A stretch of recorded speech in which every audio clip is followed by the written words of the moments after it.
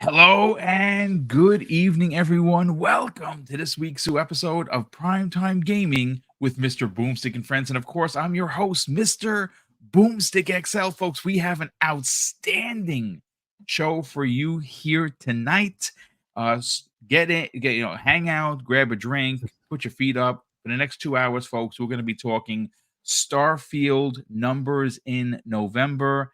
Made it into the top 10 of the top best 20 sold games. I mean, they're just still people talking about Starfield, and yeah, people are playing it. And then mind you, we have an expansion potentially coming, Shattered Stars, I believe it's called, next year.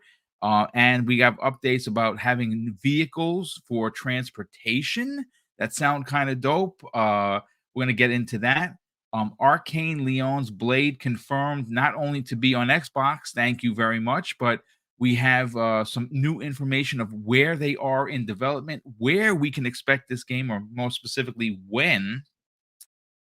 I think my favorite story of the evening is what we're going to open with. And that is that the people of the Xbox community actually forced IGN to bend the knee publicly.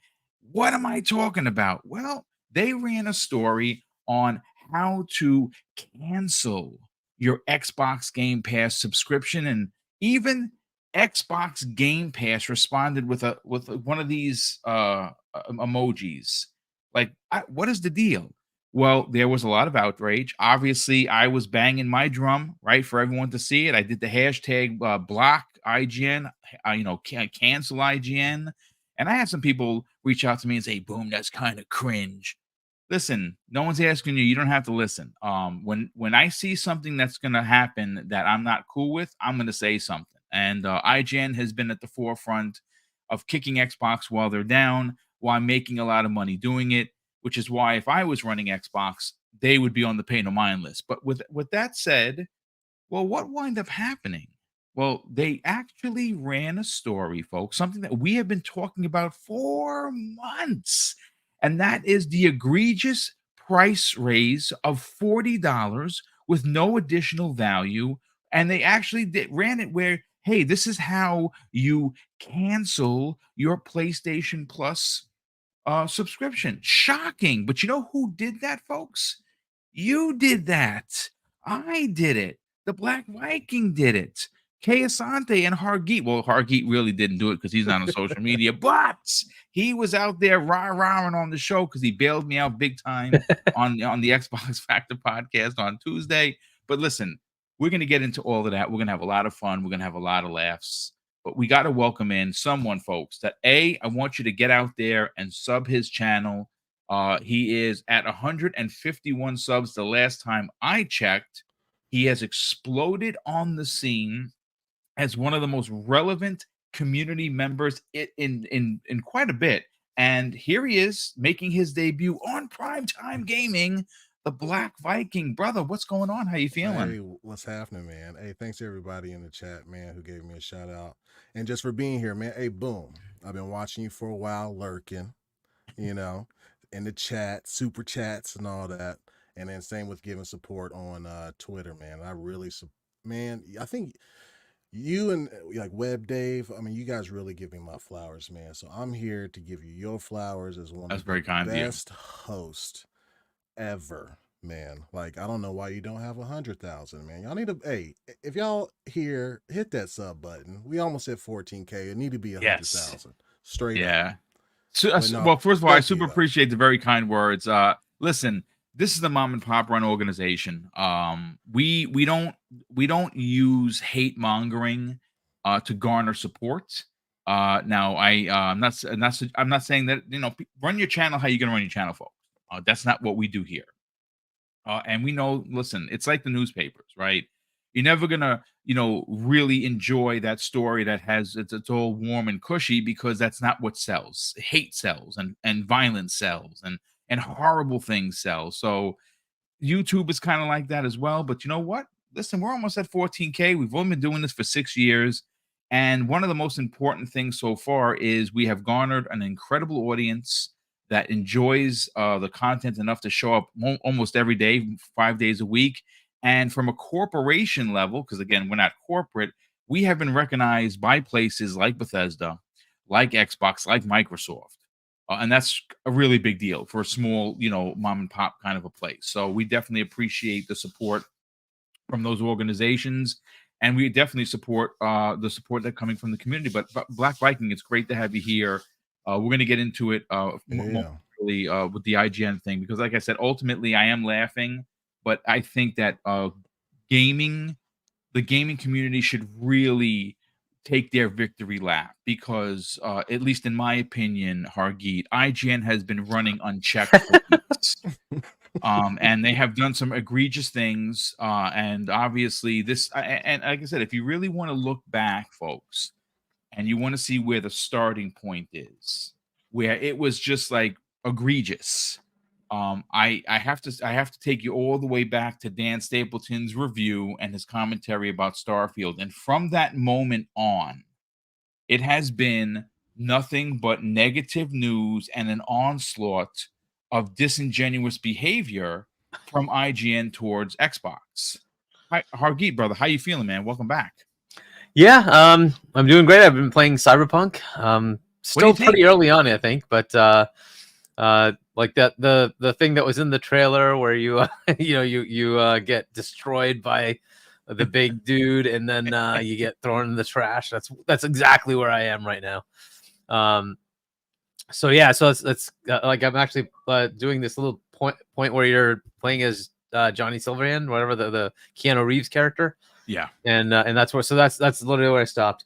But yeah, it's pretty good so far. I'm enjoying it enough to keep going. So I'll be continuing that, I'm sure, for many hours.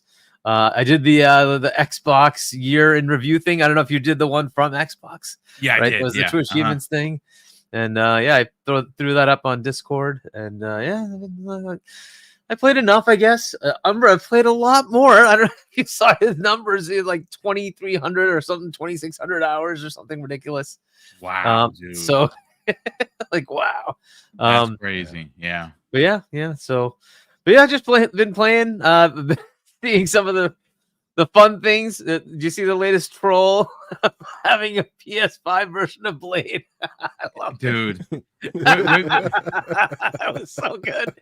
And how many? You know what the best of it was? You know why I sat back and I just kind of really laughed about it, was the fact that the thumbnail was incomplete, where it wasn't just like the straight blue. It had the blue, a little cheapy white line, like it was the 99-cent store version, and then the Blade thing. And I'm like, come on. I mean, that's rookie 101 right there. If you're gonna make a fake one, at least make it look real, for crying out loud. It was awful. My favorite part was, I get messy on Twitter.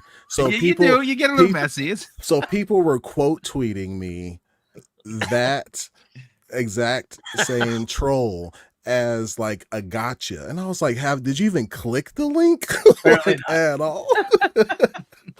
So good. Oh man, it was hilarious. Oldie but goodie, Rickroll.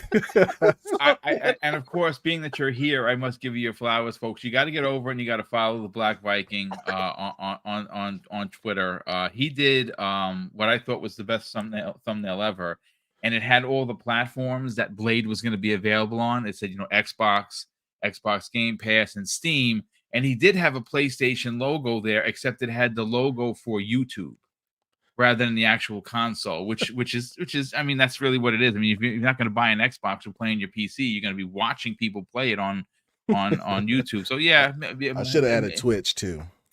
You could have added a Twitch logo there. People would have been like, what? So listen, Black Viking, let's get into one of the I consider it to be a fun topic of conversation, simply because, well, look, IGN, like I said, if you go back as far as early September and Dan Stapleton's review, which again, his opinion, fine, whatever. I 100% disagree with his takes on it, but that's okay.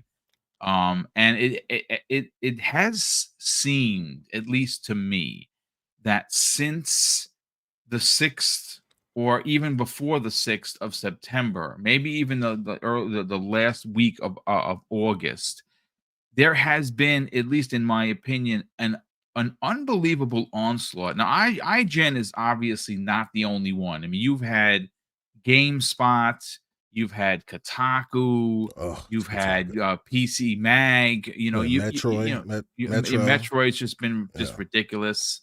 But I think, when one of the things that I see on social media, and again, this is not a call out to anybody specifically. Everyone's entitled to their opinion. There is a running theory, Black Viking, that when we become a part of the problem if we quote tweet Yep, I was gonna bring it up. IGN, Yeah, or we retweet it with a without taking just a still so no one can click on it, and it's just a still, and you put your opinions out there.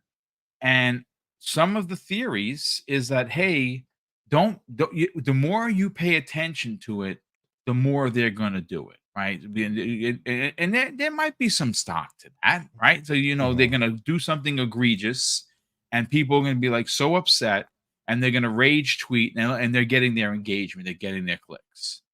But I am in the camp that if you allow these conglomerates to run unchecked and you don't say something back, they're going to continue to do it, whether you click on it or you don't.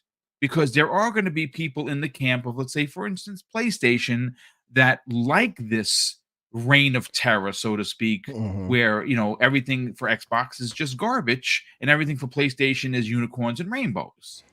And again, I really kind of want to stress this, Black Viking, that the community really banded together, got out there, and they let IGN know, to the point where people were unsubbing, people were unfollowing, Mhm. and what that ultimately does is hurt their engagement. Right. And out of nowhere, out of completely left field, which I didn't expect this to happen, they bent the knee publicly and ran an anti PlayStation story about how the $40 price point is what being raised was not good, and it was not beneficial for consumers, which is shocking to me, Right. because we know that 46% of their ad rev comes the way of PlayStation. And they actually said, hey, this is how you can cancel your PlayStation Plus subscription. Shocking. But I gotta say, Viking, and I want to get your opinion on this. Does that happen unless we become very vocal? Oh man, that's kind of two part. So yeah, we have to be vocal. Yes, I 100% agree. I am, however, in the camp that quote tweeting does send them some sort of engagement, right? So what I like to do, but I'm guilty of quote tweeting them sometimes. But what I'll try to do is screenshot what they said and then tweet it out. And that might be counterintuitive, because then people will probably go to IGN and then comment under whatever article or tweet that they posted. But folks, just block them like 100%. What the, Even with them doing the PlayStation one, it was still kind of backhand. Like with the Xbox article, they said they gave no reason why to cancel it. Just, hey, this is how you cancel it. But when it came to PlayStation Plus, they had to give a reason to cancel it. You Right. know what I mean? Yes, So yes, and that, that great point. yeah, Great that was point. so it's kind of backhand. It's like, well, we have to do it. I was told to, so let me spin it in a way that still kind of reflects some good on PlayStation. But what was the craziest part about the Xbox Game Pass cancellation article to me was the alternatives that they put in there. They said great alternatives to Game Pass are EA Play and Ubisoft Plus. What? Like, EA Play comes with Game Pass. Yeah, I You know said what that I on the show. mean? Like You know what I that mean? to me didn't make any sense whatsoever. Like, you get it as a part of your service, Why would you Yeah. quit one to then go have to pay for that one? That just doesn't make any sense. Yeah, and then Ubisoft Plus has a fraction, a very small fraction of the games that Game Pass has, and it costs the same. So I was like, what are they doing here? Which is crazy. And then you had, people on the other side trying to say, well, IGN's done it before, but it was actually from a PlayStation Plus guide, and they just took a footnote from it saying how to cancel it, like, towards the end. So now the whole thing was crazy to me. But yeah, be vocal, block them, and move on, because as long as we keep on, it's so, boom, you got me in a tough one here, because it's so hard to say, like, do we give them engagement yet be vocal, or do we just stop giving them the engagement and let them have a circle jerk over there? I mean, my problem is I have a high moral compass, Viking. Yeah. And I am not the kind of guy, like, look, I know we're talking about silly video games, but I want to bring some real life conversation into who I am as a man. I did a job that most people would never do. It's very, it's a very difficult job, very heavy job. Um, and I've been retired. Next year will be a decade. I'll be out 10 years, which is freaking bonkers to me, right? But even today, if I saw something happening that was unjust, even though I'm not wearing a uniform, I would jump into action, not even thinking twice. Would not even worry about if I got hurt or, God forbid, killed. I would just go because that's who I am. Now, I say that to say I run a show 5 days a week, and I care a lot about the industry. I care a lot about the community. Xbox is my favorite brand. I know they don't pay me. I get that. I totally understand that. But one of the things that annoys me is that a lot of these conglomerates in the media feel that they have carte blanche to do what they want.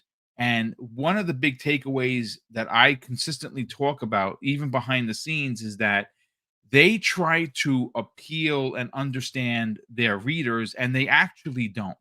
Especially when you talk about something like Xbox Game Pass. And I put myself here. I take the spotlight and put it on me. I'm a retired guy with a very good pension. But like anything, it has a ceiling. So for me personally, Xbox Game Pass allows me to be a part of the conversation for other platforms because I'm not spending a lot of money on Xbox, because for the most part, I'm getting a significant amount of value out of it. And when you hear or you read an article that seems to be very disattached from reality, oh, you should cancel your subscription and go here. The journalists saying that don't buy their own games. And that is the disconnect. They don't understand the common person because they are spoiled. They are consistently getting games for review. They have friends in the industry. Every time they open up their email, it's someone trying to get a game to them. They do not live in our world.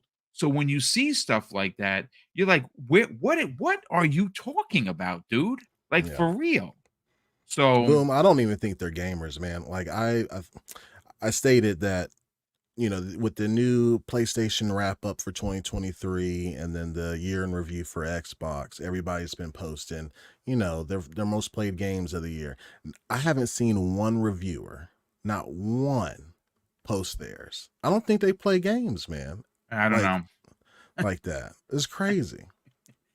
Listen, I try to get as much as if you look at what I've done, I kind of hang my head in shame because I should have more time played. But when I run 5 shows, it's a bit difficult. Oh, you got plenty, man. But no, listen, I'm good. Hargeet, let's bring you in on the conversation. You've heard what Black Viking had to say. You heard what I've had to say, but I'm interested to hear what you have to say regarding your thoughts and theories on IGN writing an anti-PlayStation story, something we have not seen them do quite often. Yeah, and now it's a couple of them, right? There's the one with Bungie, right? That IGN actually wrote that article, right? And there's now putting out one for this months later, but but they're doing stuff, right? So look, I say don't disengage. I say engage and then tell them where there are flaws. And this is exactly what happened. We told them, hey, what the heck is this, right? Why again? Why did you do this again? And they recognize it. And look, maybe it's Destin behind the scenes is saying, okay, look, come on, I tried to save you guys, but what are you doing? Right. And it's been like 3 or 4 things in the last week, right? That like he was involved in a couple of them. And then you have this, and you're like, okay, come on. Like something's got to give as to there is some sort of weird bias. All right. So they finally write this article. That's cool. I know the knee-jerk reaction is screw these guys. We're never gonna. The problem is if you do that, they don't get to hear the feedback. You got to keep on them, right? If you want it to get fixed, you got to keep on them. And the way to to do that is to understand what they're doing, right? If you don't see what they're doing, you never actually try to fix it, right? And too much of our world has become I'm on this side and you're on that side, and nary the two shall ever meet. And it's like no. We really do need to bridge that gap and talk to each other. If I don't know if you guys watched the Go Live this weekend, it had Odie, who's a very, very, very pony, PlayStation guy. Yeah. And Colt Eastwood, right? And look, the ultimate at the end of it was he said it was fascinating to him that there was a lot of commonality, and that is going to be the case. And I think a lot of it because of social media, people just think. Those people. It's like, well, no, they're just human beings. Yes. And if they do something wrong, we need to point it out. If somebody has a wrong view of you, we need to talk, and we can bridge that divide, right? We can and especially in gaming, we should be able to do this. We just want to play games, and that should be the ultimate goal, right? And unfortunately, we're creating like little fiefdoms instead of just saying, hey, you know what? Everybody makes games. We all enjoy all the games. We just happen to have platform preferences. That's not the end of the world. Yeah. You just don't have to poo-poo somebody because they're on that platform or that platform. If you like playing on Switch, all the power to you. If you like to play on PlayStation, no problem. If you like to play on Xbox, no problem. It's the problem of people deciding, no, that side sucks. Like we need to get rid of that. And I think the only way to do that is to engage. It's to talk to these people, right? And bring an Odie and a Colt Eastwood together and say, let's talk, right? Why is this an issue? Right. And so I say, no, engage. I say engage, and it's starting to work. Right. We need to do more of this. Like the ones that you call out, let's go engage with them. Hey, why did you write this article and not the one about this? Right. And if we just start pointing it out, like maybe it'll hit them like, hey, maybe you're right. Maybe we do just not think about like this obvious thing that's negative here. We just totally dismissed it. But here we're like nitpicking every little thing, and maybe it'll click. It's like, hey, maybe we do need to change a little bit, right? And as Xbox is turning into a juggernaut, they are. Yeah. They can't ignore them anymore, right? They can't they're not the punching bag anymore, right? So this is going to have to shift. I think it's time that they realize that this needs to happen. There's going to be more customers that are going to be Xbox centric for those media organizations. It's just the way it is now.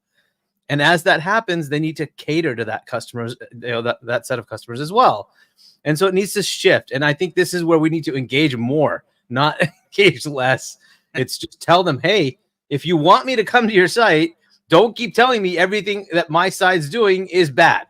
You're going to have to give us a little leeway here. I like the nitpicking, fair enough. But then show me the nitpicking on the other side, because there's plenty over there, right? So I think that's what's going to have to. So for me, it's engage more, but I know it's annoying, and social media makes it worse. I get that, but I think it's been working. I think that like Destin doing that whole live stream, him getting pushback.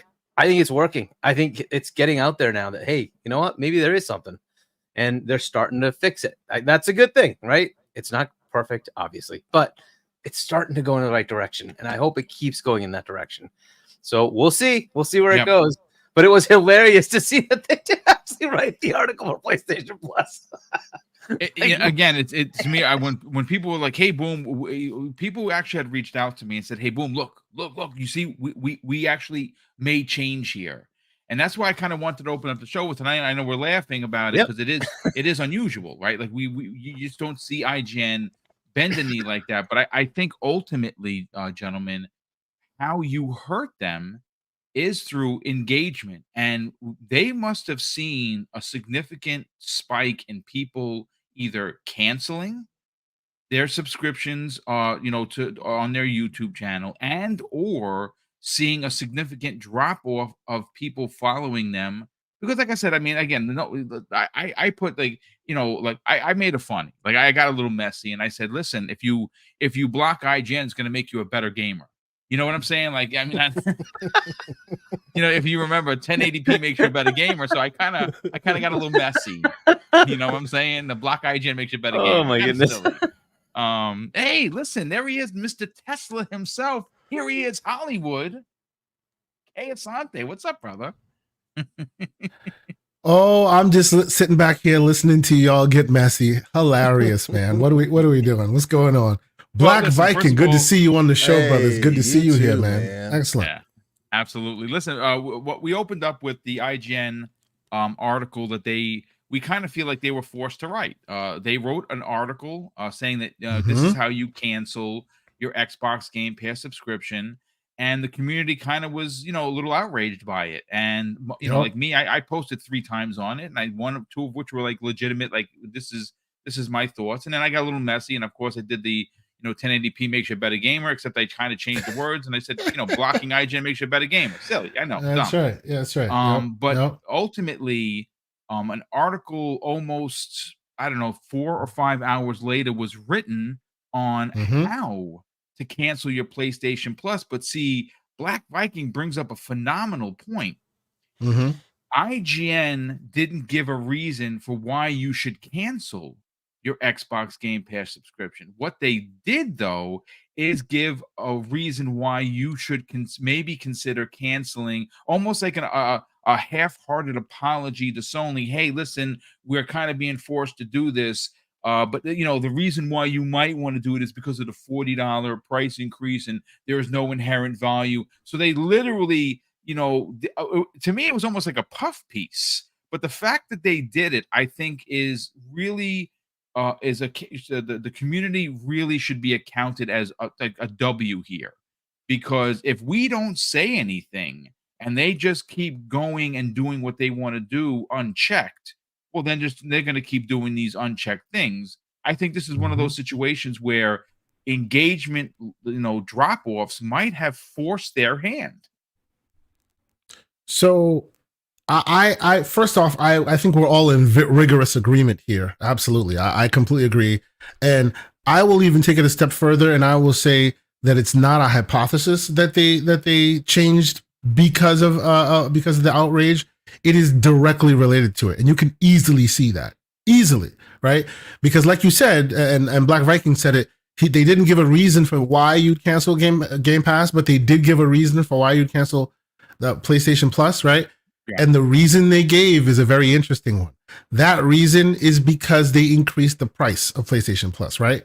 Funny thing is, they did that they wrote the article about it being increased on August 30th, 2023. Yeah. That's when they wrote it. In August, right? Then, yada, yada, yada, all the drama, yada, yada, yada, PlayStation, yada, yada, yada, Xbox tax. And then people start complaining. They write the whole cancel your Game Pass on December 9th. And of course, the streets got hot. And on December 12th, literally yesterday, they wrote the PlayStation one referencing what they'd done way back in August 30th.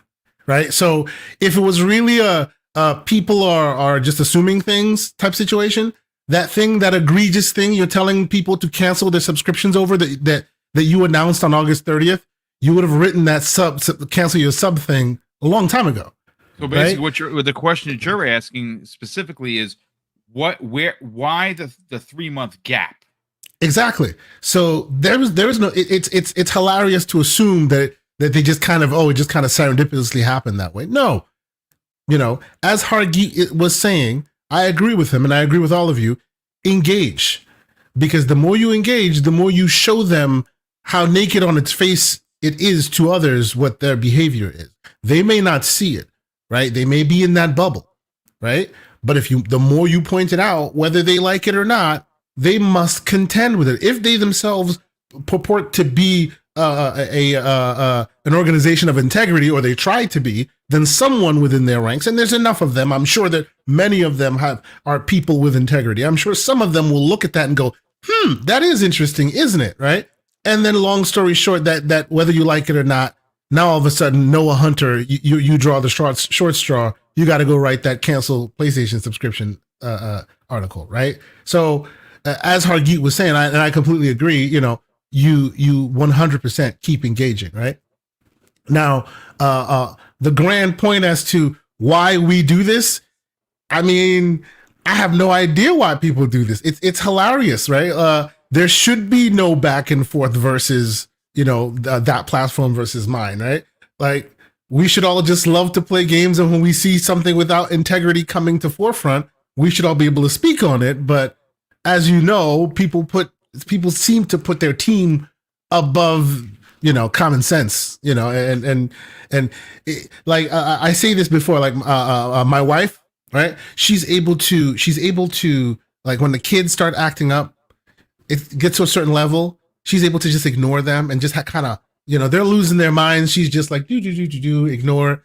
I can't do that. Parenting 101. There you go. I lose my, I just can't do that. It's like a splinter in your mind. You're just like, you little, you know what I'm saying? Yeah. That's how I feel every time I hear somebody goes, why are you guys so invested in that? Why are you engaging in that? Because it's a thing that is literally wrong, that is allowed to continue, and it's not right. Right? So the more you talk about it, the more you deal with it, the more hopefully someone will see something and go, you know what? We do see their point. And this example here is exactly 100% that, right? And hopefully this will teach us all to grow up and stop putting platform above the content itself. Although we know those people who use Netflix on phones are heathens, but that's neither here nor there.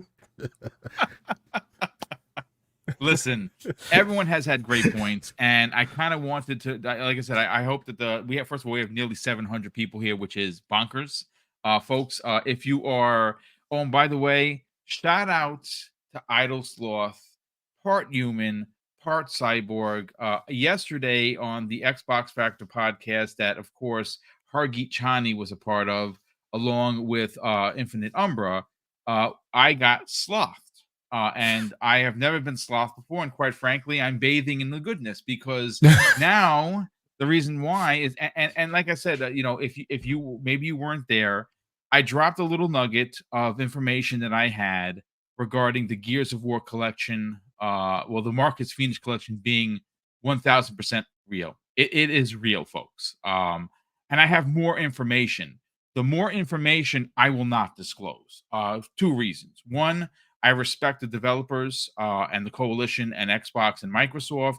And the other part is I don't feel comfortable putting that out there. I was asked not to say anything, and I will not move it any further. With that said, though, I'm looking at a story that, of course, Pure Xbox, and this is, see, for me, it's surreal, because I have used Pure Xbox content a ton of times, and I like them over there, and they know who I am, and I know who they are. But the fact that the channel itself was name dropped in their article is just crazy. And I just had someone, who was it? I gotta give credit where credit is due. So Game Rant has now done a story on Double Barrel Gaming and what we said, and that's pretty freaking cool. Now, again, I don't do these. I'm not an insider, folks. I just happen to have information. I just happened to mention it all because we were talking about Gears. I was excited about what the future is going to look like, and I kind of put it out there. I didn't do it because I'm looking to get slothed. I just did it because I love Gears. It's one of my favorite franchises, and that's why I have a Lancer with cog tags right above my head. And like I said, I'm just hoping that more people get back into Gears, because I think there's an opportunity for a renaissance. We're seeing that with Halo now. Halo has had its downtime, and it has now hit a fever pitch. Halo Infinite Season 5 is by far the best Halo since Halo 3, and I have nearly 18 days in that game. I love it. And I think that there is an opportunity for Gears to come back and really just punch. And I think that's why they're taking their time with Gear 6. And if in fact the Marcus Phoenix collection is real, and I have heard that it in fact is, and I will stand on that. Even if I'm wrong, I'll come out and say it, folks. I don't think I'm wrong. And this is a rumor that's been going back. I didn't just break the rumor. It's been out there on the streets for years. As a matter of fact, I think the first one to actually break that story was Special Nick. So shout out to him in Xbox era, because I think he broke that story years ago. And I just, like I said, got some new information, and here we are. But listen, I do want to catch up on the super chats. We got a couple of channel membership messages that I want to get to, and then we're going to move on to the Blade scenario, because, man, the copium that is just out there on these streets is just scary. I have seen some things. I've seen some really good fakes. Someone did a video. I think Black Viking, you may know who it is, where it was a link to the Blade trailer on the PlayStation thing, and it was a music video. I don't know what the. I think it was Nero. Yeah, I think so. Yeah, yeah, I think it was that Nero. was funny. Oh my god! So we're gonna get to that in a second, but let me just catch up on these super chats. The first one of the day comes the way of Spartan 661, who drops an outstanding $2 super chat and says, "Boom and panel, let's go." So thank you so much for the generosity, brother, and thank you for being here. Dean Rivera drops an outstanding $5 super chat and says, "People saying that Xbox posting the Blade trailer isn't proof that it's exclusive, and that they may have partial marketing and PlayStation will post a trailer soon." Well, I'll tell you what, has PlayStation posted a trailer? The answer is no, because they have no right to. The game is not going to be on there. Sorry. It's made by a first-party studio that Xbox and Microsoft spent nearly $8 billion to buy. And I have another theory. Pete Hines, great leader while he was at Bethesda, right? Did a lot of great things, was in the industry for 30 years, said some things during the trial that a lot of people kind of, Pete, what's up? What team are you on? And his ideology of wanting games to be everywhere maybe didn't change. Maybe that's what he believes, and you can't argue with the man. If he wants everyone to play his games, well, then that's fine. But there, whether he left because he, like, for me, like when I retired because of my back, but I had my time in. So maybe he left because he did 30 years, and now he just wants to kind of sip his margaritas on the beach, and as he should. He worked 30 years in a job that he put a lot of heart and soul in. But it could be something more than that, right? Like, could it actually be that he wasn't really down with keeping games from other platforms? That wasn't his thing.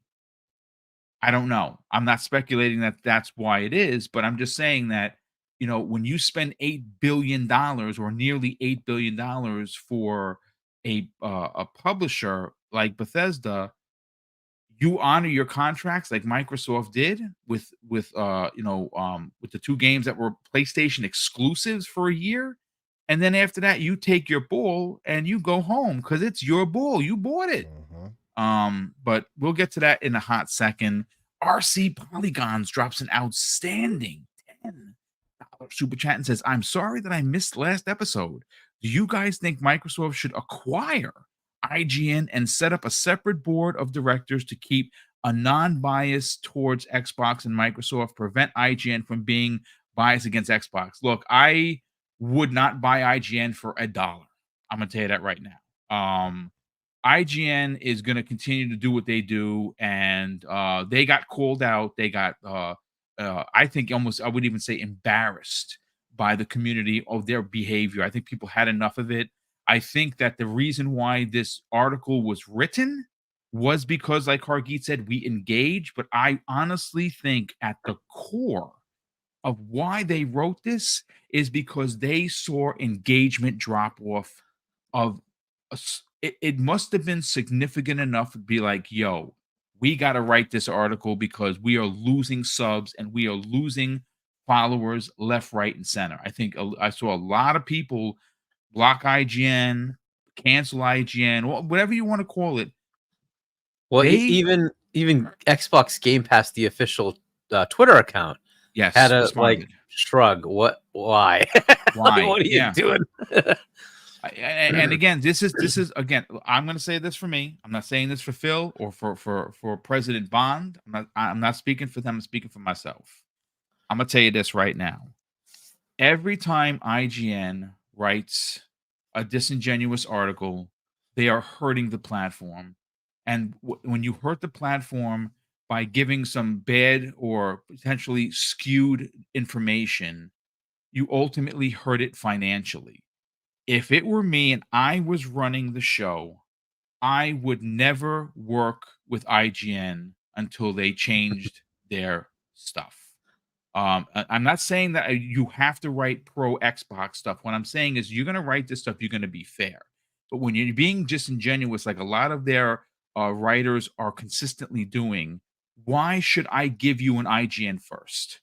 Why should I give you Xboxes to review a game I know you're going to dump on no matter how good it is because one of your heads of reviews doesn't like consolidation, and because that's what we're doing to compete, our games are gonna suffer the quote unquote Xbox tax. Why would I keep banging my head against the wall? I'm bleeding. I know I'm bleeding. It hurts. So why am I continuing to do this? I would not work with them ever again. As a matter of fact, when they called, it would go right to voicemail. We will get back to you as soon as we can. Thanks for calling. That's what I would do. Microsoft buying them is entirely the wrong thing to do. You need to have media be independent, right? If they bought them, then like everybody would just say, well, obviously they're going to write good things about Microsoft. They own them, right? Exactly. So exactly, yeah. That's totally what you don't want to do. And boom, the reason I would say that you do the opposite is how do you change their mind? Is that you just keep inundating them with your side, right? You just keep giving them everything, and they're like, why are we like bashing them? They keep giving us stuff, and there's a lot of enthusiasm, and I kind of like the stuff they're doing. So that's how you shift it. You shift it by engaging more. One of the problems they had with the Xbox One, they didn't have any freaking games. They just didn't have anything. So, Hargeet, that's stopping. Quickly, too many games. Quickly, Hargeet, to your point as to you lose trust when you own them already. That's the reason why every time any humble published game comes out, you don't trust IGN, because guess who owns Humble Publishing? IGN, right? Exactly. There you go. Yep. Yeah, you know. Yep. And if you guys look at who actually owns IGN, it's Ziff Davis. And if you Ziff Davis, exactly. And if you look at their stock price from the last 5 years, it has been plummeting. Oh, I'm not it saying had IGN dropped significantly. Yeah, I got normal media has just been getting pummeled. Yeah. So I'm not saying IGN will ever go away, but if Ziff Davis goes under, they probably will sell to another parent company. So there's that, and their direction might change. We don't know if they're getting their direction from Ziff Davis or if they're doing it internally. So, yeah. I think the industry is just going to change over the next few years. There's just too much momentum on the Xbox side.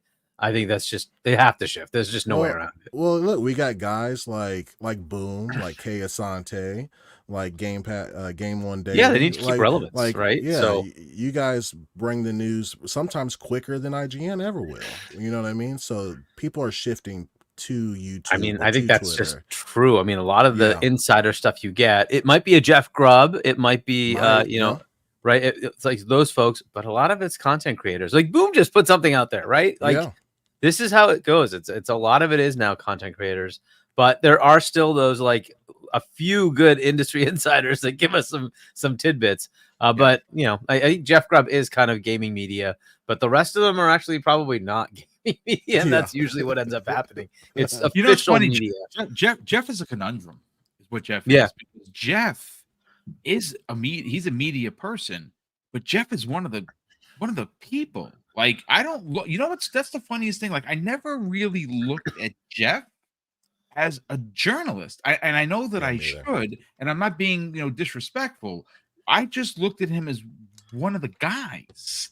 And I He's Yeah. like think the that's the He's a Phil lot more Spencer of level-headed about it. media. yes, Yeah. yes, yeah. That's Yeah. why this is why we love Jeff Grubb. And Yeah. obviously why I've worked with him in a couple. He's been gracious enough to be on my show a couple of times. So yeah, I just never really looked. I mean, when you say it now out loud, it's like, yeah, he actually he is a journalist. But I just never really equated that with Jeff because he's kind of one of the guys, and he is very level-headed, which is why a lot of people really love him, and I'm one of them.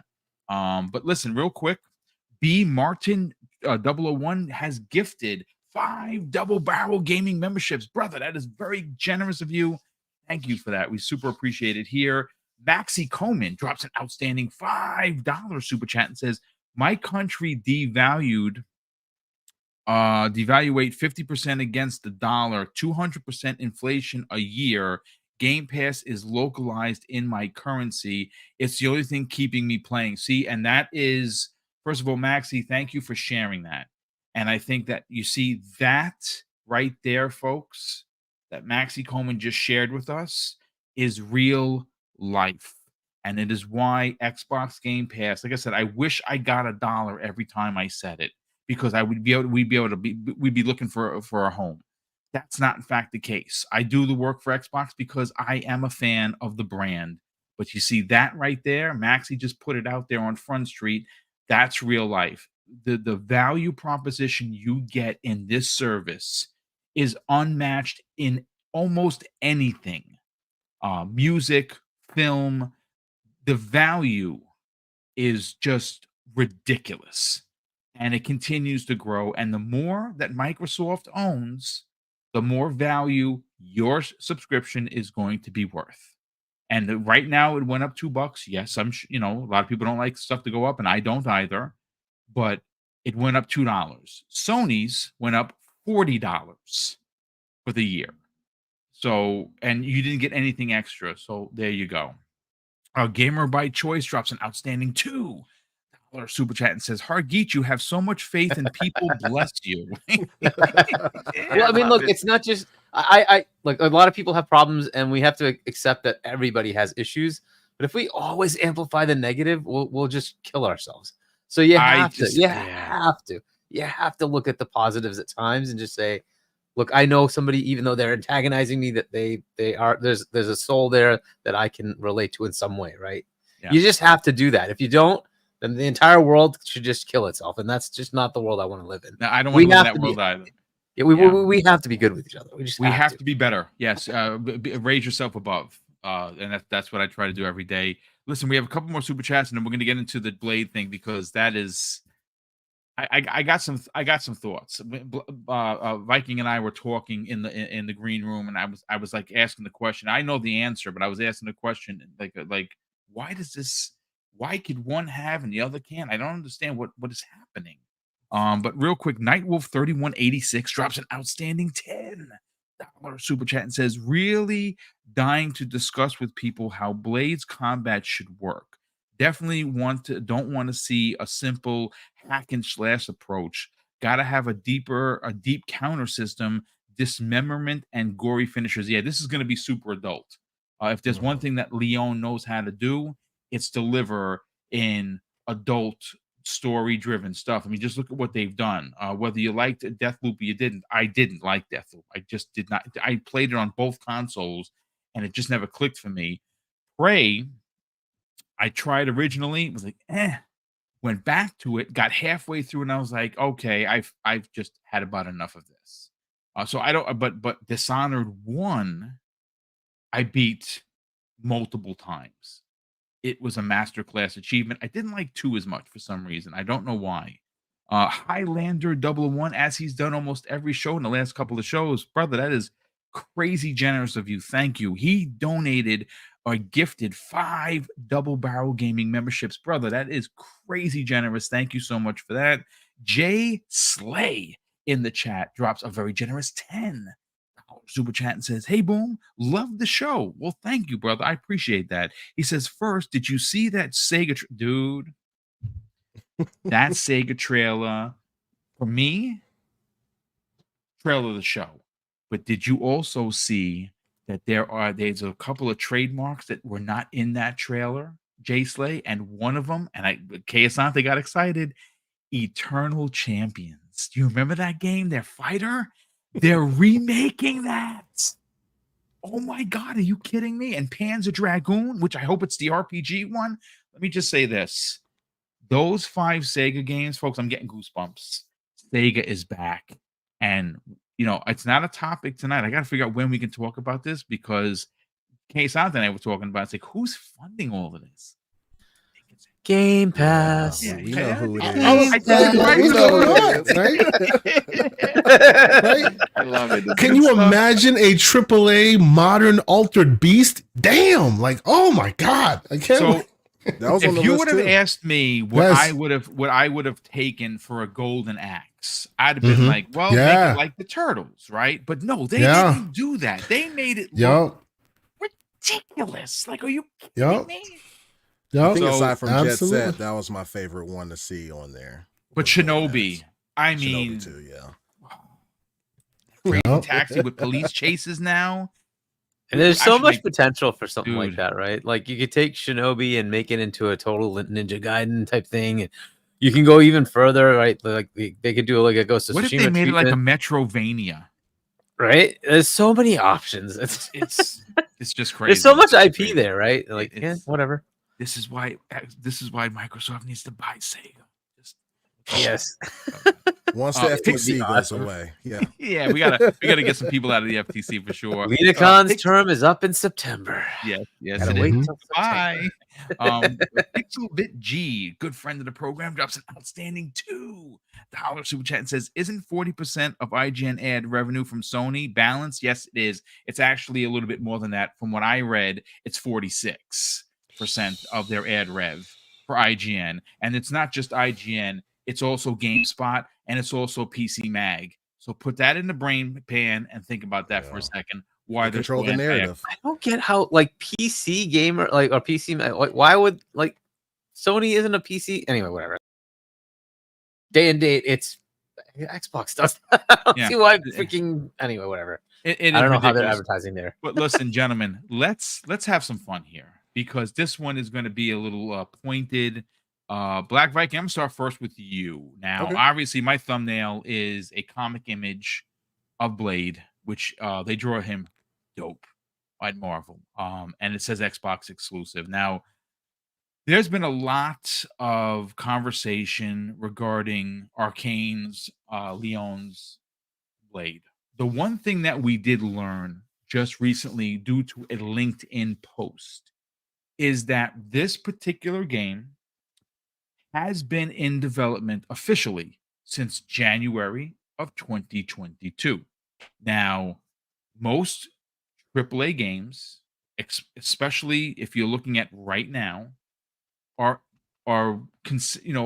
averaging 5 to 6 years worth of development. Now, you heard the head of Arkane Lyon, let us cook, which is what they're going to do. This game is going to be big. It's going to be bombastic. It is going to be a third-person, story-driven, action-adventure game with a lot of gore and a lot of adult themes.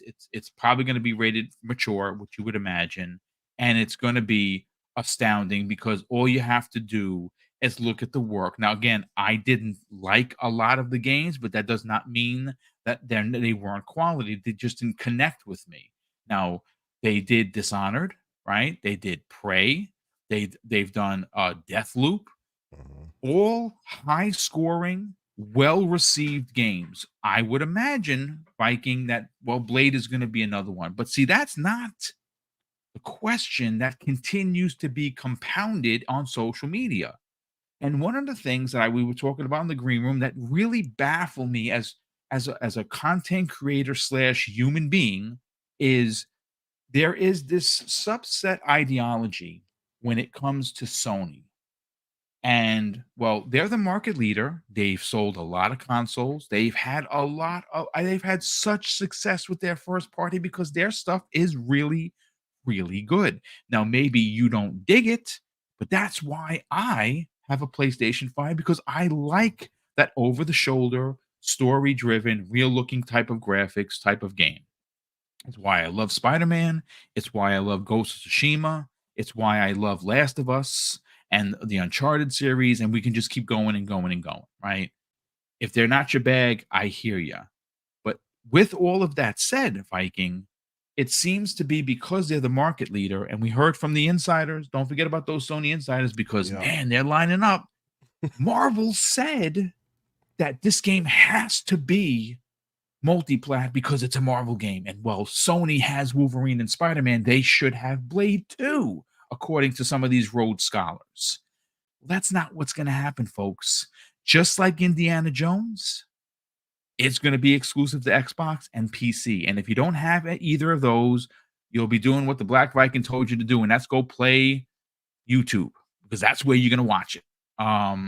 But why is it that Sony can have these games, Comblage, give them the games, and the minute something is announced, now granted, Xbox is a little bit, they're the maker of their own mess. They should have come right out and said, this is for Xbox. Now, there's some reasons why. Maybe it's the FTC stuff. Maybe it's a Marvel stuff. Maybe it's because they didn't want to say it was for the Series X and S because it's not. It might be a launch title for their next-gen console that it's expected to launch a year before Sony's. They're not going to be playing in the same yard anymore, folks. They're going to pull a 360. And if the rumors come to fruition, there's going to be a next-gen console for Xbox a year, potentially more than Sony. But let's get your hot take on some of the things you saw regarding the Blade exclusivity, because it is exclusive. Yes.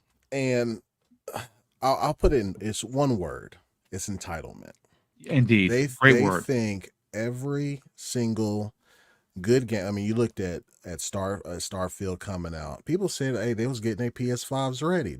Yeah. You know what I mean? So it's entitlement. They can't believe that Xbox, they created a monster with Xbox. They cannot believe that they're actually having a roadmap 8 times the size of their favorite platform.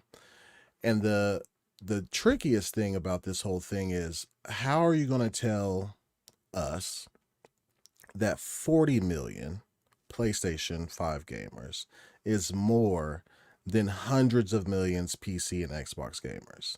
None of that makes any sense. Spider-Man sold 5 million within a week, but if it's put on both Xbox and PC, it would double, triple that. You know what I mean? So yeah, it's entitlement, 100%. That's why. Yeah, I mean it is entitlement. But let's get your thoughts and theories of what you expect. What, for you as a fan, what do you expect Blade to be? I'm curious. As a Arkane Lyon fan, I think there's going to be, for one, great storytelling.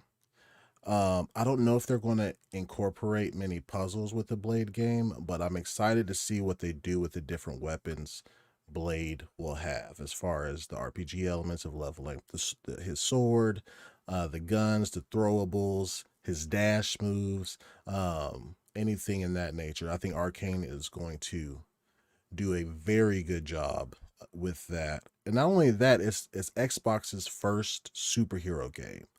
They're going to have QA all over this. It has to be good, right? But I'm excited about that, and I'm really curious of who the antagonist is going to be. We had a show yesterday, and some people were saying like Morbius would be a really good antagonist, or Dracula seems a little bit too big. But I really love antagonists because a superhero is only as good as the antagonist. 100%. You know what I mean? I'm a huge comic book guy. Like, I got comic books. Thousands of them actually. So yeah, I'm curious to see who the antagonist is going to be for Blade. I'm super excited about what Arkane is going to do with it. Well, for me, and we'll get to Hargeet and Kayasante in a second. One of the things that I'm very excited about, because I'm a Marvel guy. I fully admit I'm a Marvel stan. DC, I could take or leave. But Marvel, that's where I lay my head at night. And one of the things that intrigues me, um, from multiple levels here is you said something very interesting. This is technically, because it's an exclusive, Xbox's first Marvel game. And if anyone that knows me and has been watching this channel, I've been banging this drum for years.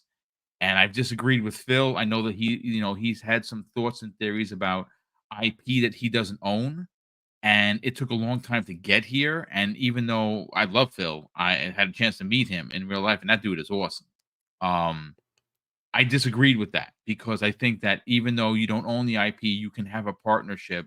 And I'm glad that they have finally started that partnership. But what excites me specifically about Blade, first of all, there's some people saying he's a second tier character. Then you just are not a Marvel fan because he's far, far from a second tier character. He saved Marvel. He technically did the films. Whether you like Wesley or not, and I think Wesley should come back at least in Secret Wars in the films to reprise that role. I even put it out there and I tagged him in it that he should voice the character of Blade. Now that'd be cool, epic if he did. But what has me as a Marvel fan excited? I'm excited on a multitude of levels, folks. One, finally, Xbox is going to have a Marvel exclusive, and that is dope. But see, for me, as being a fan, specifically of Blade, if you're a fan of Blade, that means you must be a fan of the Midnight Suns. And if you know who the Midnight Suns are, they consist of, and obviously the roster has changed over the years, but my favorite roster included Ghost Rider, Punisher, and Moon Knight specifically. I think there's an opportunity that not only could you potentially have a trilogy here, you could Xbox or Lyon could find their way to not only do a trilogy, but could you imagine if they also, because they've working on these characters for Blade, Ghost Rider would be an amazing game. I mean, we've been begging the Coalition do a Punisher game. Like everyone has said, Punisher, please, Coalition, make a Punisher game. But I'm going to be honest with you. Could you imagine? And again, folks, this is a lot of pieces have to fall for what I'm about to say. So bear with me as I kind of put this puzzle together. We know for a fact that Crystal Dynamics and Eidos Montreal know how to make superhero games because they've done it. Now, Guardians of the Galaxy by Square Enix, that was done by oh my god, I just said the company. Crystal. Eidos Montreal.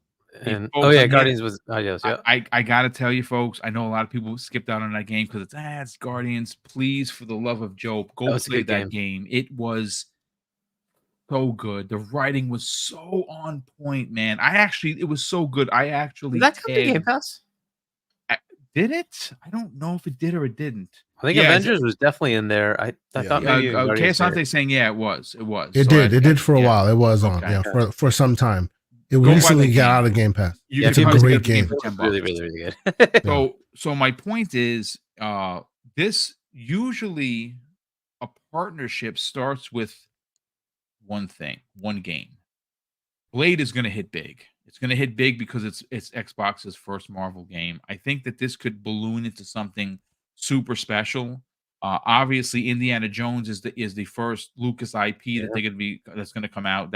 I don't know where it is in development, but Machine Games is going to deliver it. We just don't know whether it's going to be third person. Some of the pictures that they've showed suggest that it's going to be third person and not first, which was something that I would want because a lot of people were like, oh, first person for Machine. Well, look at Lyon. They usually do first person stuff, and they're not. It's a third person game. So if they can acquire these two studios and they have an in with Marvel, you do a Moon Knight game, you do a Punisher game. You know what I'm saying? There's a plethora of characters you can use. And I would love a connected universe. I would love the fact that this Blade game from Lyon could possibly connect to a Crystal Dynamics superhero game or a Punisher game by the Coalition. I think that would be dope. So I know this is shooting for the stars dreams, but well, that's who I am. Let's bring in Hargeet on this. Again, I know that a lot of the conversation we were having in the green room was how silly some of this stuff was. It's just ridiculous. Based on what we've known, the fact that it's now on the Xbox channel, now it's got the Xbox branding. We've heard some things. We've actually saw the interview with Steven Totillo and Axios, right? He did an interview with the head of Marvel Gaming. And when he was asked specifically about Indiana Jones, we learned that, they said, that we worked out a deal with Marvel. With Xbox, they have a good platform. We know they're going to do right by the IP. And when they specifically asked about Blade, he's like, well, you got to speak to Bethesda about that. And I think that's telling, because he could have just said, no, it's not exclusive, but it is. It is exclusive. Microsoft owns that studio. They spent nearly $8 billion for it. It is what it is. What are your thoughts, and what are your expectations for Blade? What do you want to see? Yeah, exclusivity at this point, unless otherwise noted, I just presume that any first party studio making a game is going to be exclusive to that platform. So unless they come out and tell me it's on something else, my assumption is it's Xbox. And that I'm not even going to bother beyond that. Like that's just stupidity to keep talking about. Like it's going to be exclusive, whatever. Moving beyond that, look, Blade has that like fast movement, and he there's a little bit of potential for him to he throws things. I don't know about like shooting as much. He does that as well, right? So we'll have to see what mechanics they use, right? So they've done a lot of games that do a mix of those things, right? And one of the things they've had with like the Dishonored series is they had this like teleport, right?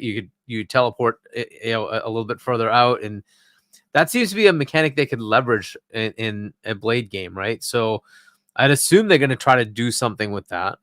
And then as far as like the gunplay and whatnot, we'll see how they do with that. Like the last game was Redfall, which was that was the other team, but it doesn't matter. As far as the gunplay, it was so they need to kind of work that and make sure it actually works well. And if they're gonna have like him do melee with like stakes and stuff like that, right? That's gonna be the part that's gonna be interesting. How well did they make that combat happen in a frenetic game, right? So because this is gonna be somewhat more fast paced, I would assume, right? It's vampires, so yeah, he has that speed, he has that capability, right? So I'm hoping you feel it, right? That's got to be part of it. And like that is the part of like let it cook.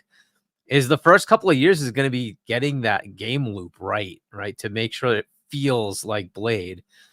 So I hope they spend the time doing that, and I'm pretty sure they will, barring the Redfall disaster. They generally tend to do a pretty good job, but this is going to be a very important one, right? Because other games with their IP, they were doing their own thing, so nobody could dictate what it would feel like. Now you're taking somebody else's IP, and you got to get it right, because people will have expectations. When they play this game, they're going to expect to be Blade, right? And so you're going to have I'm going into this, I expect to feel like this. This is why like Spider-Man did well, because they got that part right to say, I feel like Spider-Man. That's what you got to do. And they're going to have to nail that, right? So I'd say let them cook, and I don't care if it takes 8 years. Cook, make sure you get that game loop, right? If it takes you 3 years to figure that out, fine.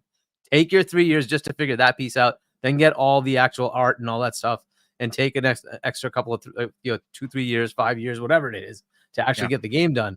But that game loop, and then that is one of the key components when you're starting a whole new thing, is to get that game loop down, right? When the minute to minute, the 5 minute, what does it feel like to be this character? And they're going to have to nail that. That's going to be the big deal. So we'll see what they do with that. And I hope that is what they're starting to play through, to say, well, what does Blade feel like? And how is Blade going to interact with the world? And will the player feel that, right? And that's going to have to be a part of it. So I hope that's what they're doing, right? There's the ability to see without light, right? All these things that are going to be a part of it that you just need to nail. You need to nail it. Do you remember what was it? Riddick, Chronicles of Riddick was Dude, yes. Pitch Black. Pitch well, Black, no, I mean, Butcher like Bay. the game, but yeah, Butcher the Bay. game, right? I It was play it was often. I Yes. think it was OG Xbox. Escape from Butcher Over Bay. 360. I But emulate yeah, it pretty you know what I often. mean? Like Yes. they have to nail certain pieces, right? And Yeah. that's what they have to like. You have to get those pieces right. And because the expectation is going to be there, right? And that's Riddick. Who cares? This is Blade. It's a pretty well-known character. So it's going to be something that people are going to run into this with saying, I expect it to be like this. I hope they nail it. I hope they get it just right so that people feel like, yep, I am playing as Blade, right? Just like when he started playing Spider-Man, he's like, yep, this feels pretty good, right? And that's what I hope they can get that right. That piece is most important. And then this is going to be them introducing a whole Marvel universe, right? Yes. So that's what they have to do. This is going to be an origin story. It's going to be something that kind of tells you why this exists, and then what's the universe that it's going to be in. How extensive that is going to also be telling, right? If it's just a very Blade only world, that's one thing. If it's a Blade and there's other stuff world, that's a whole other thing, right? Because now you're opening the avenues for other games and other Marvel characters, and then they could merge that, right? So just like Wolverine is coming for Insomniac, hey, they could potentially be looking at more. And again, they have so many studios, and they've had other Marvel games with ABK, right? So we'll see if this is something they create a universe out of. I hope they do, right? There's certainly the potential for doing it, and if anybody could pull it off with 40 plus studios, like Xbox has the ability to start making a bunch of different Marvel games and then make them all loop together as far as the cohesive universe. Exactly, the cohesive universe, right? And introduce, just like they did with the movies, right? You could have like little cameos of like that character is doing something, shows up for like an hour in your game, and you're working on something like there's so much potential for that, right? So we'll see what they do with it, right?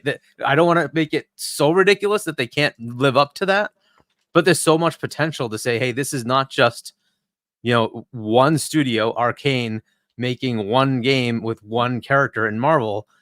It could just be that, or it could be this is them saying, hey, we're going to embrace this. There's other studios who want to do this. We're going to create a shared universe and try to do something cool with that. But I definitely want to make sure that they get that feel right. That's going to be the most important piece. You want to feel like Blade when you're playing that game, and then the whole storyline will have to come with it, right? But I hope they get that piece right. So that's what I'm kind of thinking. I know they have some pieces already.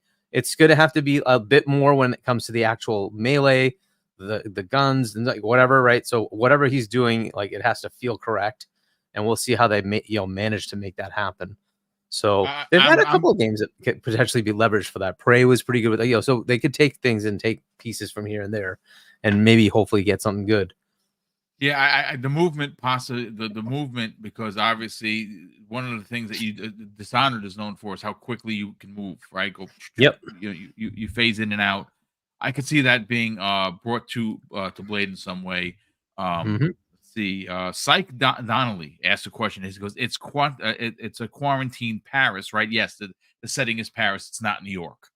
So yes, they actually. It's funny because the head of Arkane Lyon actually said that it's my hometown where they're doing it. So he's even more excited. And I got to be honest with you, I know that sometimes people could fake their excitement, pretend that they're excited about something. I did not get that at all, Keosante, when they were talking. I mean, first of all, they seemed like they were friends, right? They probably became friends. And the way that it was described is, the way Leon has presented what their version of Blade would be, Marvel was like, oh, yes, let's do this. And I know that it's a business. I know people are like, well, Marvel needs money, so they'll take anything. Calm down right there just a second. They're still making lots of money. Maybe not making as much money as they should be, or what they used to make with like Endgame and stuff. They're still making money. And I don't think it was like a pity, take Blade because I don't really give a shit about him, whatever. It's not that, folks. This is going to be something special, and I do really appreciate the head of Arkane Lyon being like, listen, let us cook. They know what they're doing. They are a solid AAA studio that has released high quality, high rated games. All of them were highly rated. Dishonored was highly rated. Prey was highly rated. Freaking what do you call it? Deathloop was up for Game of the Year. I mean, they know what they're doing. What are Yeah. your expectations for Blade and the silliness of people making fake trailers and taking thumbnails and putting PlayStation 5 logos on it? I mean, folks, grow up. Grow up. Yeah, Sante, you saw that one, right? The Rickroll. So good. It's so hilarious. And then I think the first response underneath it was, tell me you saw the trailer. You didn't see the trailer without telling me you didn't see the trailer, because people are all up in arms about it, and you didn't click the link. You just saw it. You're just kind of talking smack. It's hilarious, man. Hilarious. Hargi, you know how to do it right by not being on social media, but every once in a while I'm like, bro, you missed out. You missed out on something so stupid. There's a guy, Turboverse TV. He makes fun of these things all the time. So that's how I catch these things. Oh, that's how you catch them. Okay. Videos on YouTube of all these things. Absolutely. Yes. But yes, no, my expectations for Blade is that, everything you guys have been saying, it's a coming out party for Arkane, right? And the game director's name is Dinga Barakab, I think is Barakab. Bakaba. That's his first name. Dinga Bakaba. That's his name. Yes. Now, dude was literally born and raised in Paris. Yep. And has lived there his whole life. Game director, has made many games. Right. I recall being a young Asante living in the Netherlands with my friends talking about, man, one day we want to make a game that is not always LA or New York or someplace in the United States. Right. Now it sounds funny. Everybody makes those jokes. My buddy who I was making jokes with ended up working for Activision and Ubisoft and all these other places. So he got to actually do that. I went a different way. It is what it is. It looks like Dinga is getting to do his, right? Telling a story that you will not have seen before. He's going to infuse a culture that chances are you would not have seen in games before. But it's Paris, dude. I would say True. that, Asante, the one we want to see is stuff from the continent of Africa, the continent of Asia. Sure. Outside 100%. Because that's the stuff. Bro, I am 100,000% with you. I'm telling you though, the excitement that Dinga had on display, the trailer snippets, the snippets of what you see on the trailer, they're not just showing you Paris. They're showing you Black Paris. And that is unique. You don't see Black Paris normally. I've seen Black Paris. I've been to Black Paris. It's a unique place. Just like Black UK is a unique place, right? You don't get to see those places.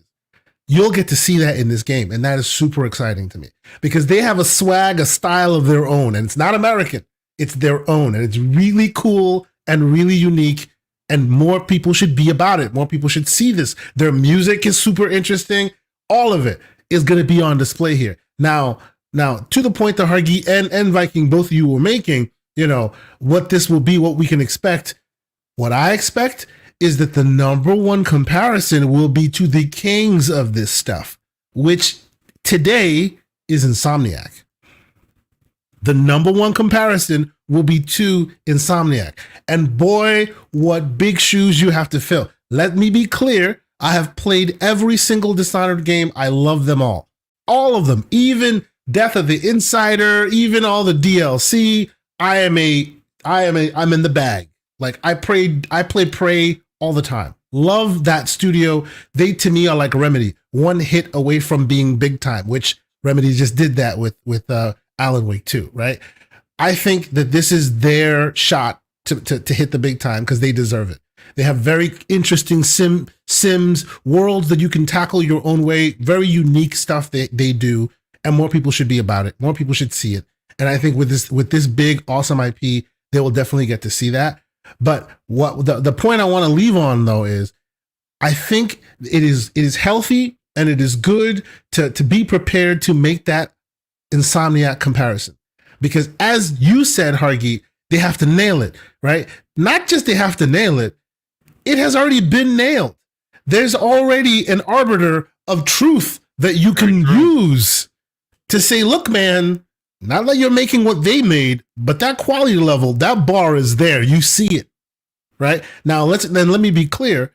If you've played Dishonored 1, if you've played Dishonored 2, if you've played Prey, you know they are capable of quality. They are capable of tight quality, not a seam anywhere to be seen. They are chef's kiss. They can do it, right? The only thing, when I say the comparison to Arkane, to Insomniac, I mean the people at Insomniac, you can tell, like it's just like RoboCop that I was talking about. Whoever made that game literally sat next to me when he was 7 and I was 7, and we both went, yo, there should be a game of this. Which, by the way, if you haven't bought that game, wait for the end of the year sale. A must-buy play. A must-buy. In 2023. Absolutely. Exactly. Yes. You can tell that the people at Insomniac call themselves Insomniac because they got no sleep. They just kept reading Spider-Man comics. They know it all, right? Yep. Any and every like suit, any obscure thing, they got you covered. They'll pay homage, the cool little Easter egg.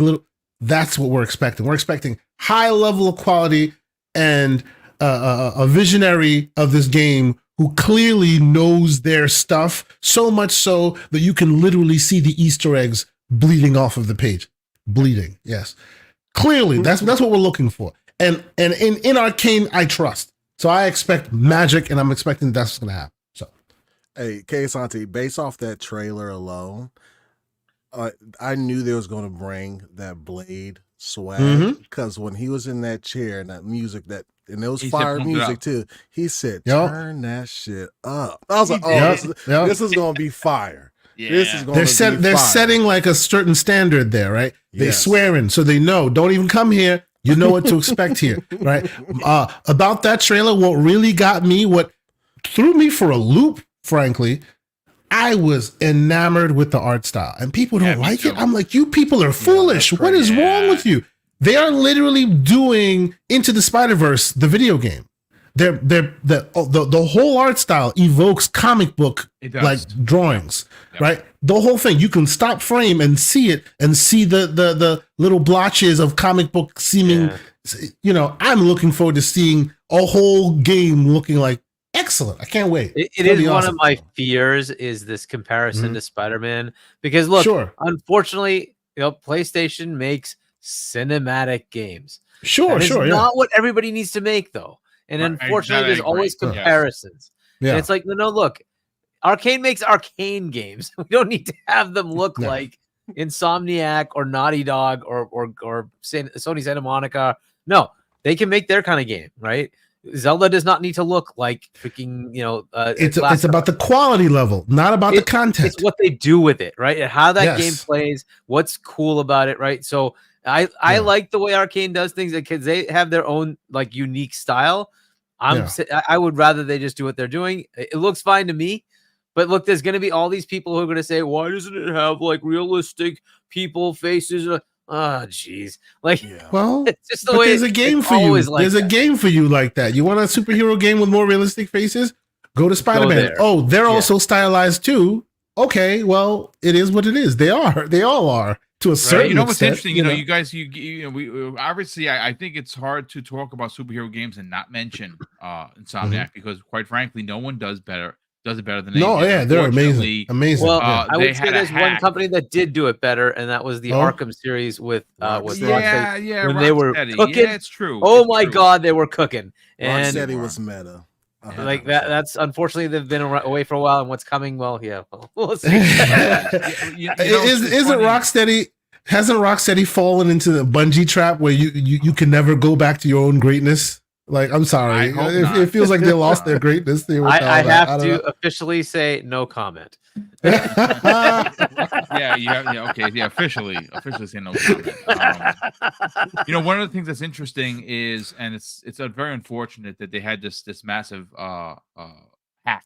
Right, a lot of information came out. A lot of information screenshots of I was gonna say Logan, but Wolverine looks phenomenal, folks. I'm very excited for that.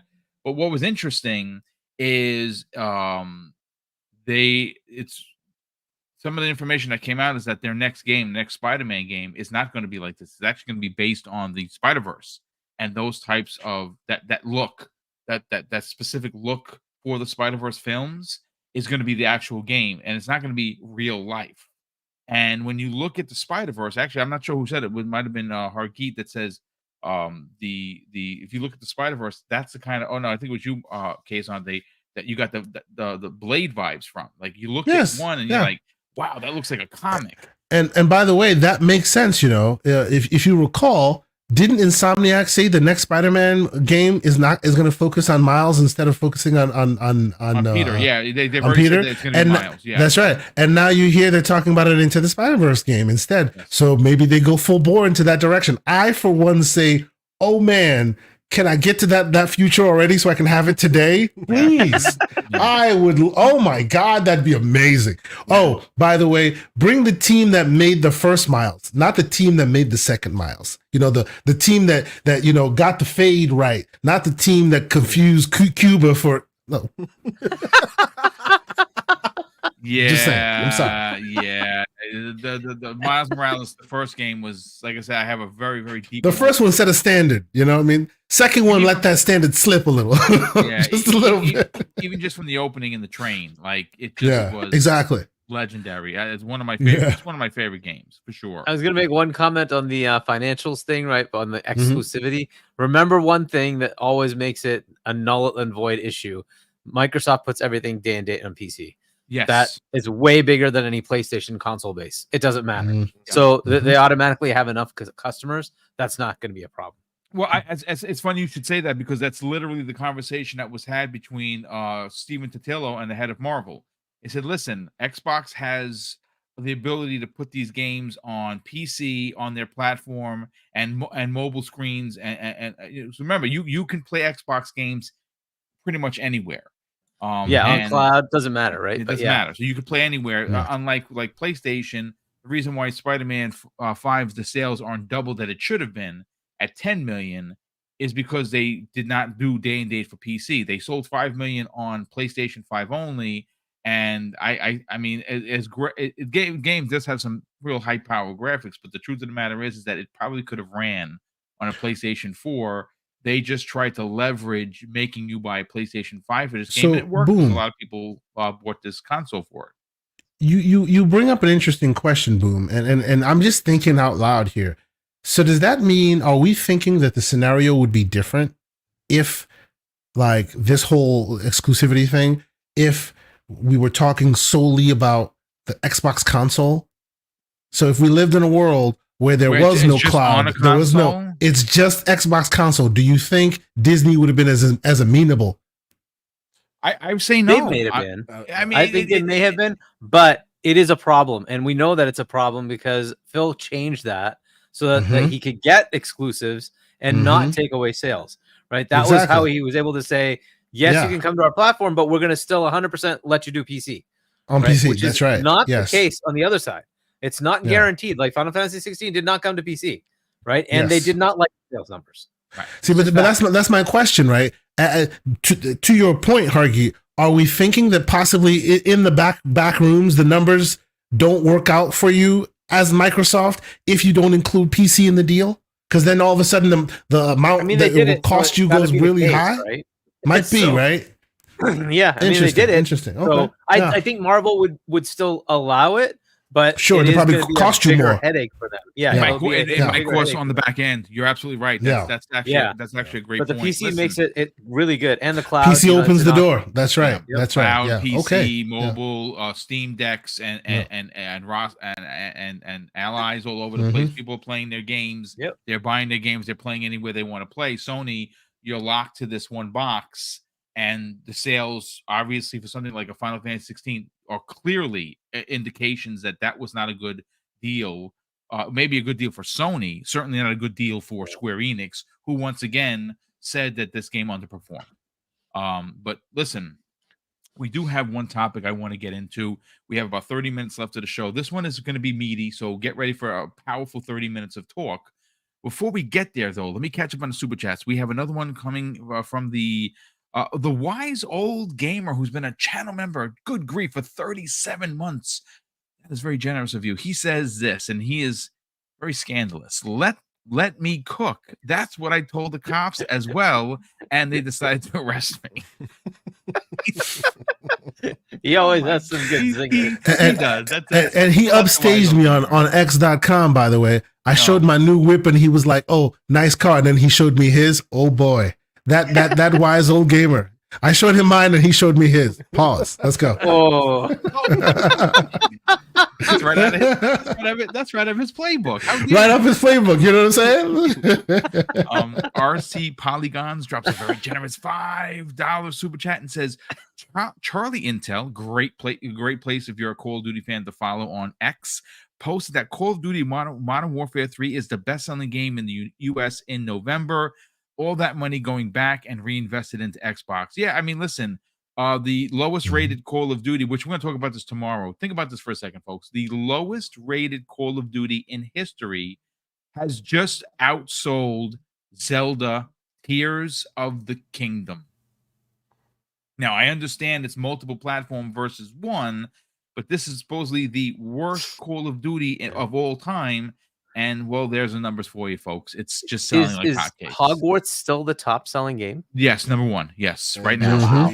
It just works on Switch. So. Hogwarts is one that everyone forgot existed in the gaming media because they're all cowards. My goodness. No nominations. The game that sold more than anything else, but somehow does not require anyone give it any kind of acknowledgement on any kind of show. That's a freaking amazing feat. And guess what? It was number one in November. Number one. And you know where it was in October? Number one.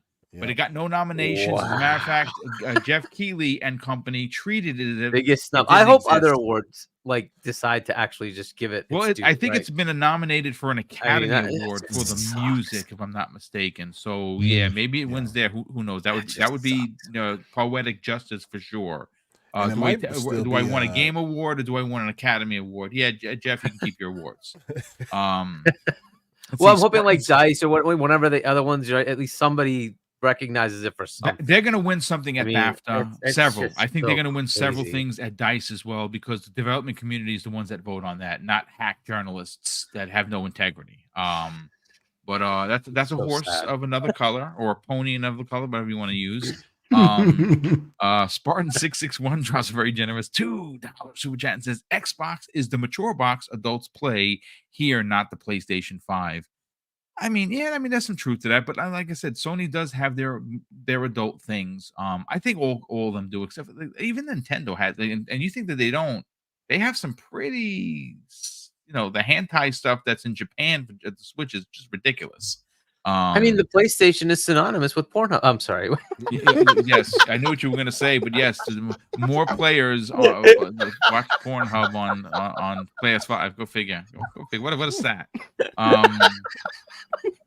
Atari Mac drops a very generous $5 super chat and says, just to avoid the confusion of those who've never owned a Sega CD, Eternal Champions was much better than on cartridge in pretty much all areas. Interesting. Wow, that's well, the fact that they trademarked it means that it's coming back. And yes, please. Nightwolf 3186 drops an outstanding additional $5 super chat and says, boom, you mentioned getting Wesley for voicing Blade. Hell, why not get Steven Dorff and have Deacon Frost once again in the dude, that'd be dope. Yeah, from the Blade one, yeah. Yeah, dude, yeah, that would. Although that dude who plays Deacon Frost, like he really hates that character now and hates anything to do with comic books. He's he's out there really like hating on him like these days, Probably because that was the best role he ever got, and he never got anything better. So he's if they give him a bag of money, he'll do it. So. Exactly, he might just be quiet and just come back. Yeah. He'll be Deacon Frost again if he gets a bag of money. So he gets a bag. That's right. Andre Doyle drops not one but $2 super chats and says the second one, Norman Reedus is Ghost Rider in the new Blade movie. I mean, that would be kind of dope. I could see that. I mean, he's a biker, right? He fits perfectly on that. I know for a while they were trying to get Keanu Reeves to be Ghost Rider. Wow. Which would be freaking bonkers. But I go Absolutely. Norman Reedus would be a good Ghost Rider for sure. Depends on which one though. I don't know. You know, do you go the old school OG one or one of the newer ones? I'd prefer them to be the old school joint.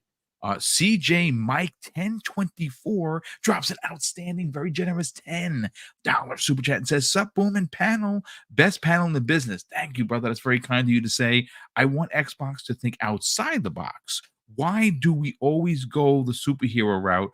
Xbox should make a super villain game, Magneto, Sabretooth, Taskmaster. I never really actually thought about that. I mean, I like the antagonist on the other side, but playing as one, that would actually be kind of dope. I wouldn't mind that at all, actually. That's a really good point. And Spartan 661 drops a very generous $5 super chat and says, "I so much hope that Blade will introduce the Midnight Suns." Yes, that's what I'm talking about. Seeing most of the anti-heroes in Marvel and DC to become Xbox exclusive equals a win. Listen, folks, if you ever wanted to see a darker side of Marvel, you got to check out the Midnight Suns. Go buy one of their graphic novels. My favorite group was when you had Ghost Rider, you had Punisher, you had obviously Blade, you had Ghost Rider. Moon Knight was a part of that as well. There's been a couple of squads that have been really good. That particular squad has always been my favorite. But there's been a lot of Midnight Suns. Obviously, there was a Midnight Suns game that had, Iron Man to be a part of it, and Doctor Strange, and a bunch of heroes, which was an RTS. And a lot of people, I bought it. I barely played it. It was really good, though. So I got to get back to that as well. But, gentlemen, I want to talk about Starfield. Wise Old Gamer's amazing, bro. He's amazing. What does he say? Oh, here we go. The next super chat. The Wise Old Gamer drops an additional $5 super chat, and he does what the Wise Gamer usually does. He says, "At Hargeet, where's the Indian superhero game with all of the peppers we all eat? Our a-hole spews fire in the AM. We have superpowers." Jesus Christ. That's thank you for the super chat. Boy. Okay. No, look, I do want actual superhero things from. There are many stories. Yeah. So that's what I was like, Kesante. I was like, I want to have outside of Japan, we have to have Asia and Africa be represented. There's so much culture, so much stuff absolutely. out there that we just don't see. I would love to get I will say, if you look at who's talking about those regions of the world that have not really been it's Xbox. It's Xbox. As a matter of fact, we've heard Sarah Bonds herself say that they're looking into a lot of the Latin American countries, as well as specifically Africa, not only for development but for cultural. So, don't sleep games. on Tales of Kinzera if you haven't seen that. That was on the thing. Already Pre-ordered it. Looks amazing. Zao looks amazing. Y'all got to check it out. It's already pre-orderable on Xbox. Already did it. So that guy's story that he told. First of all, shout out to him. I don't know how we held it together because I started to tear up because I started thinking about my old man and what that meant to me, and hearing his story. Folks, if you please support this dude, support his game, absolutely support his story. I tell you, I'm going to say something, and it's a compliment. I got a lot of Black Panther vibes from some of the way that they were telling the story. I'm like, this looks the elevator pitch is Ori meets Black Panther. I am sold. Let's go. Let's go. So please go buy that man's game. And I think it's $16.99. I mean, 3 cups of coffee in a week. Just go buy the game. I mean, if you want another example of having something outside the norms, is Black Myth Wukong, right? Like the characters are weird, but this is typical Chinese, right? And it's just the stuff we don't normally see in games. There's we need more of that culture, so much stuff out there that we just don't see, and it can easily be translated into games. I want those to happen. I want AA, AAA. Let's make it happen. And thankfully, yes, Xbox is taking that on. I love it. Right? Absolutely. I think that they are going to be the leaders in that area. And in fact, I love that they're doing that. Really, honestly, that is a really big deal for anyone that appreciates culture outside of your own. And I'm definitely in that camp. But look, gentlemen, we got to talk about the one of the biggest games of the year. Now, granted, it doesn't have a bunch of awards for it to hang on, but it has a lot of numbers. I'm talking about Starfield, folks. Matt Piscatella, obviously, if you don't know who he is, you should follow him. He's an absolute gentleman of an industry icon, in my opinion. And he put out some information regarding the top 20 games, the top 20 big games for sold. And it turns out that in the top 10 in the month of November, at number 10, was, of course, Starfield. Now, mind you, this kind of falls in line with the whole worst reviewed Call of Duty being one of the best-selling games of the year. This is also now going and kind of mirroring that with Starfield. Starfield, remember, there was a lot of stories being run by numerous people, which had started out at IGN with the single player numbers dropping, the people are just they're going away from Starfield. And I always found that like really weird because I never saw I've been doing YouTube for 6 years and I don't think I've ever seen a news conglomerate report on a single player game losing its player base. I've never seen that, but it's Xbox, so well, there you go. I mean, Xbox tax bias, whatever you want to call it. But I'll go first at Black Viking on this. I think there is something to really be said about a game that's going to consistently get updates. This game is going to be different in a year, 2 years, 5 years, 10 years. People are going to still be playing this game. They've already confirmed that they're going to be bringing transportation vehicles, or something we've all been asked for, because the jumping is fine, but you want to get on some sort of a hover thing and go across the planet and get to where, because it would make it a lot better, at least in my opinion, than having to jump and jump and jump. It's slow, it's methodical, right? I'd rather jump on a bike, whether it's a part of your backpack or not. I just want to be able to drive around, get to the next base, kill a bunch of guys, find a bunch of loot, get to the next one. That's what I want to do. But when you see the sales of this game, I mean, let's talk numbers, folks. It has over 12 million plus players. That's been confirmed by Phil Spencer himself during his interview with Jez Corden, right? That was confirmed. We also have it on good authority that it sold over 10 million copies. Mind you, this is available on Xbox Game Pass, both for console and for PC, so that's pretty ridiculous.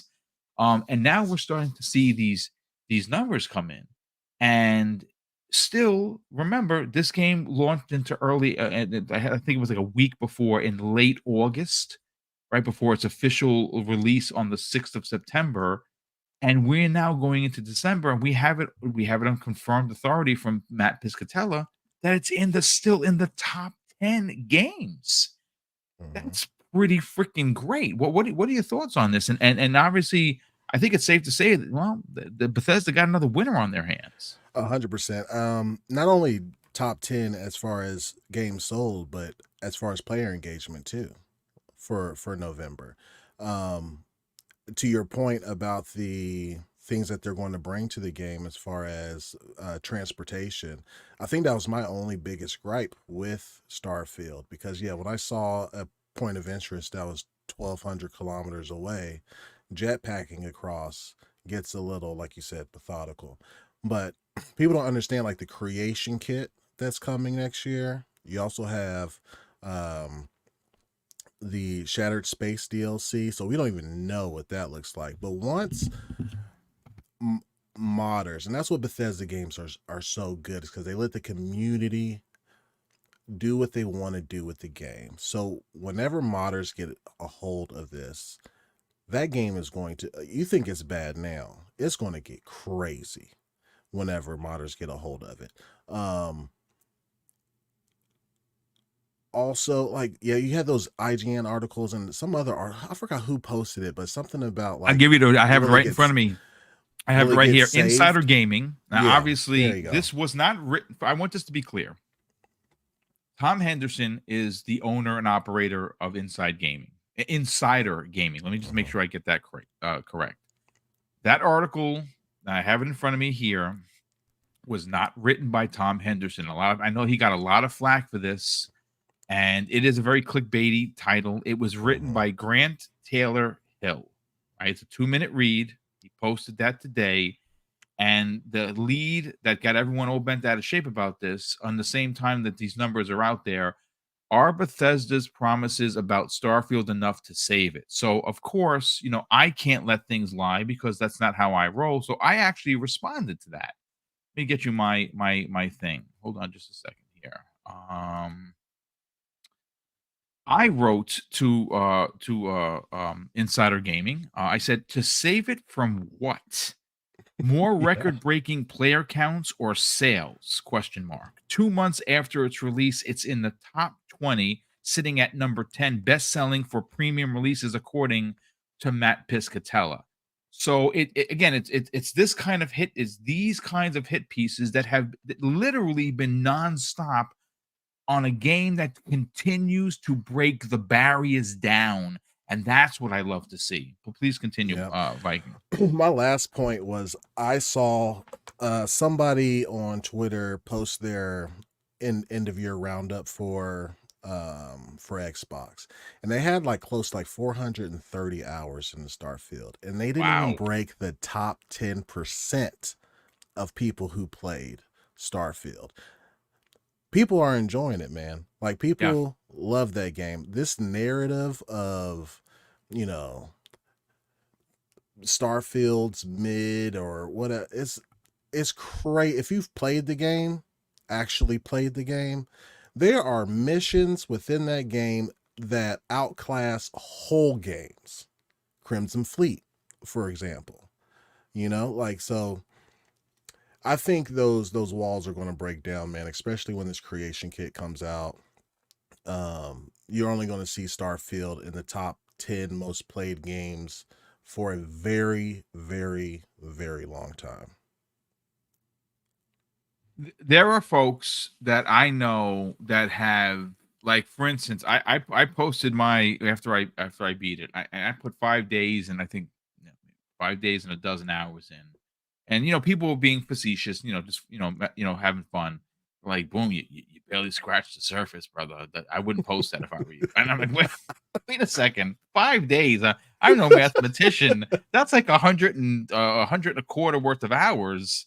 When you add the additional dozen, that's over 100 hours, 125 hours in this game.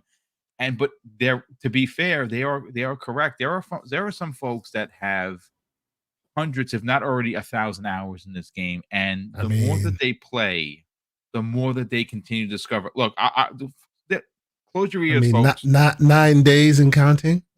There you go. Yeah. Listen, I'm still playing. I saw some posts from people that have did the new game plus 8 times, and I'm like, that is bonkers. But you know what's amazing? But there's a reason for that, though. There's a reason for that. Please, yes. And folks, again, this might be some spoilerly territory. Don't do it, Boom. Please, okay. Please. Right. All we'll do is we're gonna have a spoiler chat. It's gonna be at least this Saturday. I'm gonna ask all these people to join. Boom. Hopefully you can join as well. I want to have a spoiler chat, but don't talk about why. Okay, but it's a very unique reason. You know what? No spoilers, folks. Zip the lips. What I will say is, what I learned from some people, from some other gamers that were they shared with me, and they boom, look at this. And when I saw it, I said, "Are you absolutely kidding me that this could happen?" And some of the post, first playthrough events that happen afterwards are so unique in their presentation that you would for me, if it happened to me, if I'm because I just started New Game Plus, so I'm starting that again, and I'm Starborn and whatever. So if what happens to some of these gamers that reached out to me hey, Boom, look at this, I would sit down the controller and just I would have to think on it. I just don't understand how could this greatness that I'm experiencing be a 7? You know what I'm saying? Yep. So and for those in the chat that go, "Oh, spoil it," we'll just give you one hint. Life is all about choices. We'll keep it moving. Yeah, we will in fact keep it moving. But let's bring in Hargeet. Hargeet, if there was one person on the panel that loves numbers, it's definitely you. There's a lot of numbers here to appreciate, but I think one of the most telling numbers is when you look at what has come out in the top 20, and I'm going to pull it up. I'll let you do your spiel. I'm going to get it right now because I have it in my DM. It's a pretty stout list of games out there, and Starfield, a single player game that's exclusive to Xbox and of course PC, not only is available in a service that's $16.99 a month, so you didn't have to buy the game to play it, sold 10 million copies, and has still found its way in the top 10 of most purchased games in the month of November. Let's talk about it. Yeah, I think it's the up through November, right? Because I don't know if it actually charted in November itself. I'm just looking at a article about that, and this is in the U.S., right? So I don't know what the worldwide numbers are, but reporting period from the 1st of January through 11/25. Yeah, in that case, yeah, it's number 10, which is pretty good. I mean, like, look, again, this is in Game Pass. Even then, it's still selling pretty well. It beat RE4. It beat Super Mario Brothers Wonder, which it has an asterisk next to it. I have the list in front of me. If you don't mind, real quick, I'm just gonna go. I'm gonna run down the list from 1 to 20, folks. Yep. Hogwarts Legacy, the Call of Duty Modern Warfare at 2, Legend of Zelda Tears of the Kingdom 3, Marvel Spider-Man 2 at 4, Madden NFL 24 at 5, Diablo 4 at 5. At 6 it was Call. So Diablo was 5. Call of Duty Modern Warfare 2 was 6. Star Wars Jedi Survivor 7. Mortal Kombat 1 8. Starfield was number 9 last month. It's 10. You're absolutely right, Kay. So I got it wrong. It was Mortal Kombat 9, Jedi Survivor 8, Modern Warfare 2 7. 6 was Diablo. 5 was Madden. Coming in at number 11, Resident Evil 4. Coming in at 12, EA Sports FC 24. 13, MLB The Show 23. This is a surprising one. And folks, if you didn't play this, please go play this game. Dead Island at 14. Dead Island 2. Super Mario Brothers Wonder at 15. Final Fantasy 16 at 16. Surprisingly, there you go. Street Fighter 6 at 17. FIFA 23 at 18. 19 was Elden Ring. Wow, that's a shocker. And 20 was Remnant 2. And think about that. That's a stout list of like real heavy hitters. But at number 10 is Starfield. That's and I think the asterisk is that they only report the physical sales for the Nintendo. They don't include the digital sales. Yes, I believe that is what it is. That's why they have those that numbers are underrepresented, right? So whatever they are, they are. Either way, I mean, like it's getting enough traction that that people are playing it. They're continuing to invest in it. I'm not sure what was expected because it's doing as well as it could. It's one of their biggest launches, period, right? For Bethesda Games, studios. So I'm not sure what was expected. It's doing well enough. I don't know what else that is the industry is looking for. Now, I would love to go back and look at Fallout 4 and look at Skyrim and see if the same articles were there. The user numbers are going down. The player base isn't there anymore. I'd love to go see if those articles exist. It's a single player bloody game. Yeah. Like you play it, you finish it. Some people will keep playing, but a lot of people are going to be like, I rolled credits, I'm done. Fair enough. Now the game keeps changing and there's a reason for it, and I'm not going to spoil it, but the game keeps changing and you can keep playing it and it keeps giving you new stuff.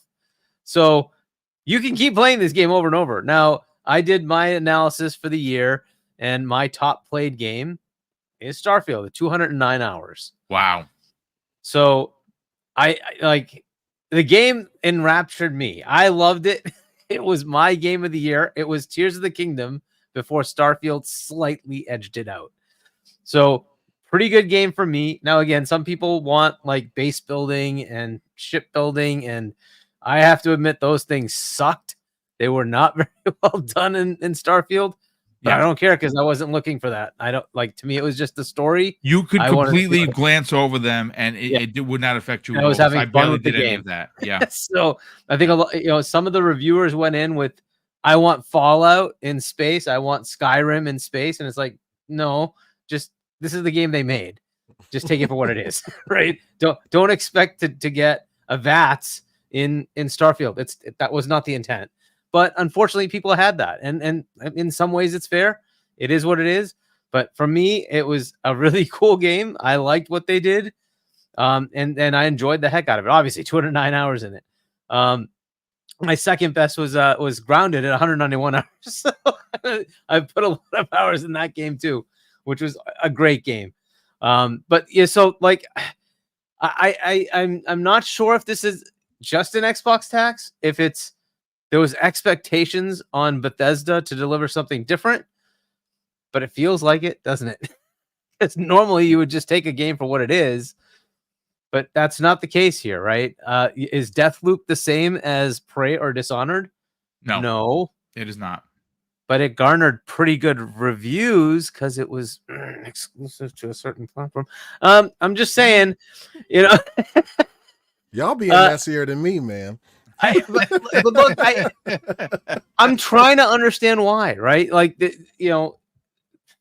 maybe it is just this level of expectation for BGS that people have that like just wasn't met. I don't know, right? But if you're just level-headed about this game, take it as it is. Just take it as the game that's giving whatever they want to you.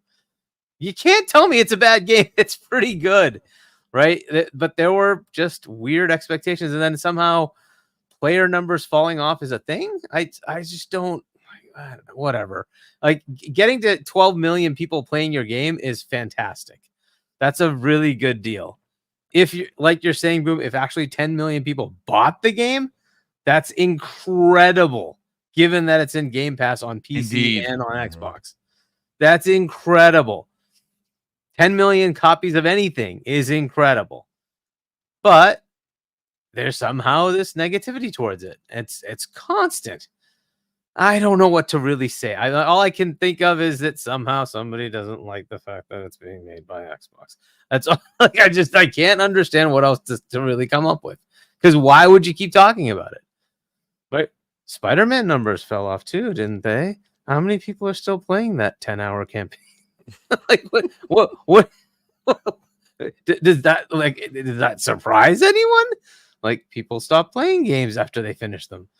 Shocking. Well, what's interesting, didn't they hold back the new game plus for Spider-Man? Yes. It's to me it's weird. I again, we no spoilers here. When other people do it, it's okay. Yeah, when other people hold back content, that's totally fine. It's when Xbox does it. Oh, this is the world over. I mean, come on. Yep. It's always like acknowledgement of how cool Starfield's new game plus was. Like none. No, nothing. No acknowledgement about, especially on how radical. And again, no spoilers here, folks. Some of the playthroughs are so jarring on the new game plus of what happens from where your story was initially. Like just your vanilla story, your first run from Starfield is what it is, and it obviously is what you make it. It's when you get to these new game plus and you start hearing these stories. I was dumbfounded by some of the things that were sent to me. I'm like, I cannot believe this is real. But you know what? To the Vikings' point, how did no one talk about this? Like these are some of these playthroughs are so radically different that it ultimately, yes, it has the paint, the structure of Starfield, but it's so radically different from the original tale that you told by playing it that it's another entire unique story. To be fair, I think that Bethesda did like make an emphasis to the initial reviewers not to have them spoil that part of it. They weren't even allowed to go into the powers part of the situation or what your RBLB turned into. They weren't allowed to go further in their reviews of that. They, just to kind of keep it fresh for the audience. I think that's why the conversation moved on from, hey, what about that post game, stuff? Because then obviously the next conversation was, oh, this game sucks. It's 7 out of 10. and then that caught fire, and nobody went back to go, hey, what about the old post game stuff? You know, like this became the meta conversation became more clickbaity than anything else. So it kind of moved on, you know. And then, of course, unfortunately, there's console war baloney, which happens outside of just the main media. There's, you know, console war baloney, and that does unfortunately create negative, like, you know, trends for the game, which, you know, kind of sucks. But I think you get better, you know, I guess content or information about the game from content creators, from YouTube content creators. They'll actually go through and tell you what's been happening, what things are available to you, what, you know, what happens after so many times of new game plus, right? You get a lot more of that from the YouTube side than from the media. And I don't know if that's actually part of their NDAs. Maybe it is. But at some point, you would think that they would have a guide that says, hey, by the way, there's this whole bloody thing that happens, and it's kind of a big deal, and you should pay attention to it, right? So, I think we've had a lot more of those discussions of, should you just mainline the main campaign for the first time you play it and do all the side stuff in a new game plus, or should you do it all and then just keep doing new game pluses? So there's probably no good answer, but there is a good answer. There is a good answer though, because now that I've been through the game and at the new game plus side, I can say the people who said, don't worry about it, enjoy the story, play through it the way it is now, were right. And I can't tell you why they were right, because that'd be a spoiler, but they were right. Don't speed up. Don't blaze through it. Understand what you're doing. Enjoy every moment, because reasons. It's weird. Yeah, but I mean, that's the thing though, right? And that's what you would expect from the media who's covering these things for a big game like this, to have those articles to say, here are reasons why you should do it this way. Here are reasons why you should do it that way, right? And maybe there are some out there, and I haven't seen them, but maybe there are. I don't know, but I've found more of that us in the community talking. True. Yeah. And I'm not sure if that's something they should or couldn't do. Maybe, I don't know, but I would think that would be the thing you should be seeing about this, is like, hey, this game just keeps going and going and going, and it keeps changing and changing and changing, and here's what you should do and what you should expect, right? But whatever, all we see is negativity, unfortunately. And I don't know if that's just amplification of social media, and maybe there are a bunch of positive articles, we just don't see them, but what we do see is this negativity, which it sucks, because then it also pushes away potential players that might want to just pick it up. Like, is this good game? Is it bad? It's like, dude, like I wish like the whole social media thing just like that's why I'm not on it. Just didn't exist, because it would just never give you this negativity. You would just ask a friend, did you like the game? Cool, I'm gonna go play it, right? And that's how it used to be. And now it's just, you see trending, negative, bad, Starfield sucks, and then you just don't even bother. And it's like, oh, dude, come on, right? So someone asked, and now you see why Hargeet. Go ahead. Now, somebody asked in the chat, where'd I get the 10 million sold? I know I read it multiple places, but I have the vintage is old new. It says here, it was reported on November 9, 2023. Over a week ago, they said they'd sold over 10 million copies. I mean, if I'm wrong, then of course I'll be like, hey, listen, I got it wrong. But I read it and I'm reading it verbatim now. Yeah. If anyone has an article that can confirm this, drop it into my DM and I will read it verbatim. But I was and for those looking at the numbers, like from the top 10, 21, remember those are NPD US, right? And there's going to be global sales, and we don't know what the sales are of these things globally, right? So the 10 million could in fact be correct, because there might be a lot of players on PC in Asia, who love those kind of games, right? So that could be a thing. We don't know, right? We just don't know the full extent of sales globally.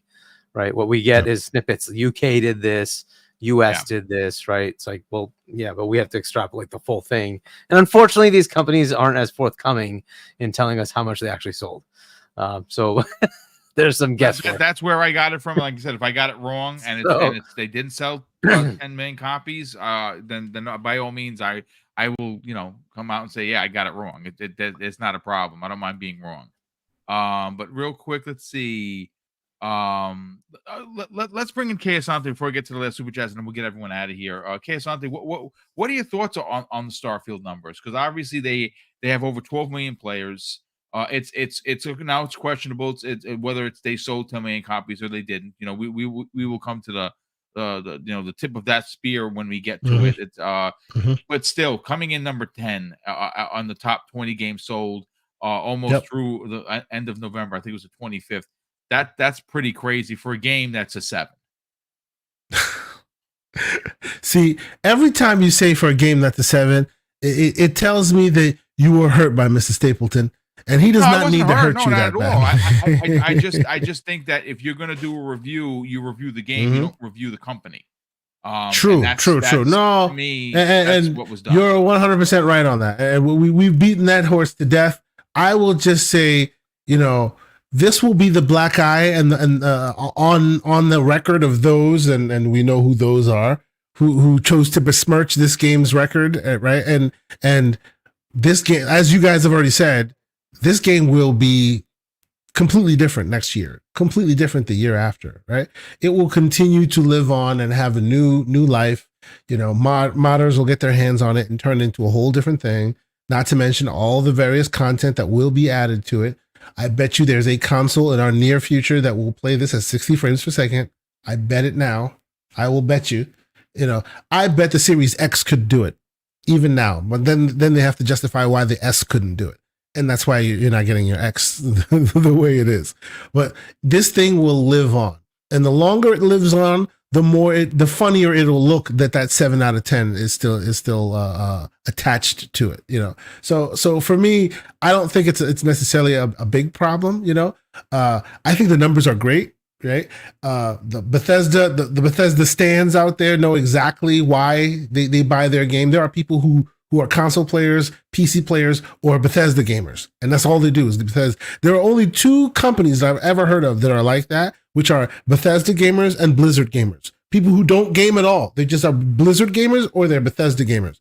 And you can tell because even this single player game, right? Single player game, which has a beginning and a middle and an end, seemingly, right? Is still hitting out of the top 10 and I suspect will continue to live there, right? So I will end my tirade by saying, if you want to know more about the spoilers of all of this, I think probably on Saturday night, tentatively, we'll probably have a spoiler chat with a lot of community members. Hopefully we'll get people to jump in and, have that, what is that RBLB really does, right? And what happens after the first game is finished. We'll talk more about that. You know what I mean? We'll have more. Man, I've been wanting to talk about what that game is. I know. For so long. Many of us who've rolled credits or almost rolled after credits want to talk about it. Yeah. I will say, it'll be a good conversation. I'm looking forward to it. Those who want to come and talk about it, we'll have a chat about it on Saturday or probably on Saturday. But yes. So it's not that you brought up a very interesting question, right? An interesting point that leads to a question. We just saw Cyberpunk get its due after several years. I was just about to say this. Oh my God. We just did that. Oh my God. I was just about to be like, I bet you in a couple of years you're gonna see best ongoing game for this game. I was just about to say this. I'm wondering if it will or won't happen, right? Because here's the thing. Cyberpunk is from CD Projekt Red, and people still like CD Projekt Red. Yeah, people don't like will this Cyberpunk, Xbox Bethesda thing actually exist? Will they finally say, because look, Halo Infinite should have been in that bloody category. Oh, 1,000%. Yeah. Wasn't represented, right? So will Starfield have the same? Well, okay, so the difference between Halo Infinite, and this is all speculation on our part, but you can bookmark this and come back in like 4 years and let me know I'm wrong. The difference with because people will, they will. The receipt's there forever. The difference between Halo Infinite, I think, and Starfield is, let's look at what they're looking at with Halo Infinite versus Starfield. Now, here's where people will throw tomatoes at me.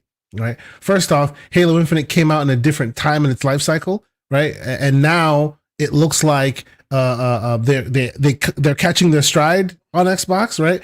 Starfield is an IP that caught such fire, and it's because of Starfield and what it's done, it's turning the tide, right?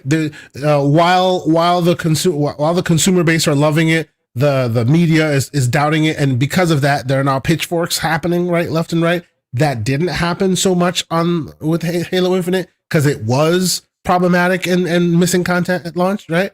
So I think like a lot has changed between then and now. And I mean, look at what they're doing with Halo Infinite. They are ready to move beyond Halo Infinite. Right now, everybody's like, oh, like, yay, Halo's back. But they've even said it themselves, 343 themselves, the next campaign will not be an Infinite. They're ready to move beyond it, right? Whereas Starfield isn't going anywhere. Right. You know, the IP Infinite will become a thing of the past sooner rather than later if you ever hear Steve Downs talk again, right? Whereas I bet you, 4, 5, 6 years from now, we'll still be using that same Starfield launcher. Now, what will it look like when you use that launcher? Maybe there's a lot more to it, but you'll still be talking Starfield, right? So I think that's why maybe there are differences there. I mean, it's a great point. Listen, real quick, shout out to Ellie in the chat. They dropped a $5 super chat and says, you got it mixed up, Boom, and I did. I absolutely did. Starfield is number 10 for the year overall. For the year overall. Again, yes. And shout out to you again. I did get it wrong. I have the list in front of me, and this was posted by Hazardor Gaming on X. Yes, the reporting period is 1/1/23 through 11/25/2023. And yes, I did get it wrong, but I find it even more impressive now that I have the correct wordage, if you will, that it's number 10 in a year as loaded as it was. That's indeed. And this is for games. This is for purchases. Now it does say with the asterisk, digital sales not included for both Xbox and Switch. So that's really saying something. Yeah.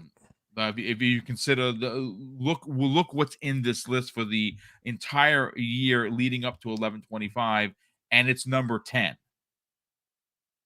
I mean, that's crazy, and that's not including digital sales. That's what. So again, I appreciate the correction, because like I said, I don't get it. I don't like getting it wrong, but no, when you get it wrong, you got to get out in front of it and say that you got it wrong. Let's see. We have CYV Studios drops a very generous $5 super chat and says, Arkane, the League of Legends Netflix series, has an amazing art style similar to what Arkane Fours. That's perfect for Blade. And real quick, I added a little tidbit to that. Those who saw that, you're smart beyond your years, because the people who actually draw or animate the Arkane show, which is a show on Netflix, are ex-Arkane video game devs from this studio. So that's why the art style looks so similar, because they're in the same France. Well, so yes, the first thing I saw, I was like, yo, they looked alike. And then I Googled it and I'm like, whoa, Arkane is from Arkane. Yeah. So continue. Spartan 661 drops an additional $5 super chat and says, Midnight Suns should be mature, not PG like Spider-Man. Just imagine what Microsoft has up its sleeves. Sorry, PlayStation fans, no soup for you. Xbox for life. I mean, listen, Spider-Man is who he is. It's PG-13-ish, I think, because people do get killed. So, the Blade is going to be dark. It's going to be gritty. It's going to be violent. And people are going to get killed because, well, they're vampires. Listen to this, guys. Jonas the Dad, who's been a channel member for 2 months, he is level 102. He has 24 days and 18 hours in New Game Plus. Wow. That is bananas. He says, Starfield is incredible. Choices matter. The entire thing is just beyond normal scope. Great panel. Hit that like button, brother. Thank you so much for that. And we have Alden in the chat, drops a very generous $5 super chat and says, that's what he asked me. Boom, I must ask, where'd you get the 10 million sales from? MPD has it below Super Mario, Spider-Man 2, which we know sold 5 million. Yeah, I don't know. It did not sell. It sold more than 5 million. I think it sold well more than that. I think it's very easy to suggest. And again, I got it wrong because I am reading it verbatim. You heard me read it. Now I'll try and get some confirmation, but it sold well more than Spider-Man did. That's an absolute fact. Yeah. And Spider-Man did sell 5 million. We know that for sure. But thanks again for of course, for the correction. Super appreciate that. Nightwolf 3186 drops a very generous additional $10 super chat and says, on a side note, Boom, and the panel don't sleep on Avatar. The world is breathtaking, immersive, and so fun to traverse. Also, the flying with your mount is very similar to Hogwarts broom mechanics. I am having a hard time getting into that game. I do not like the map, and that hacking tool is egregious. I do not like it at all. I actually had to go to YouTube to see how to use it. That is how dense the explanation of how to use that hacking tool, which you need for like missions.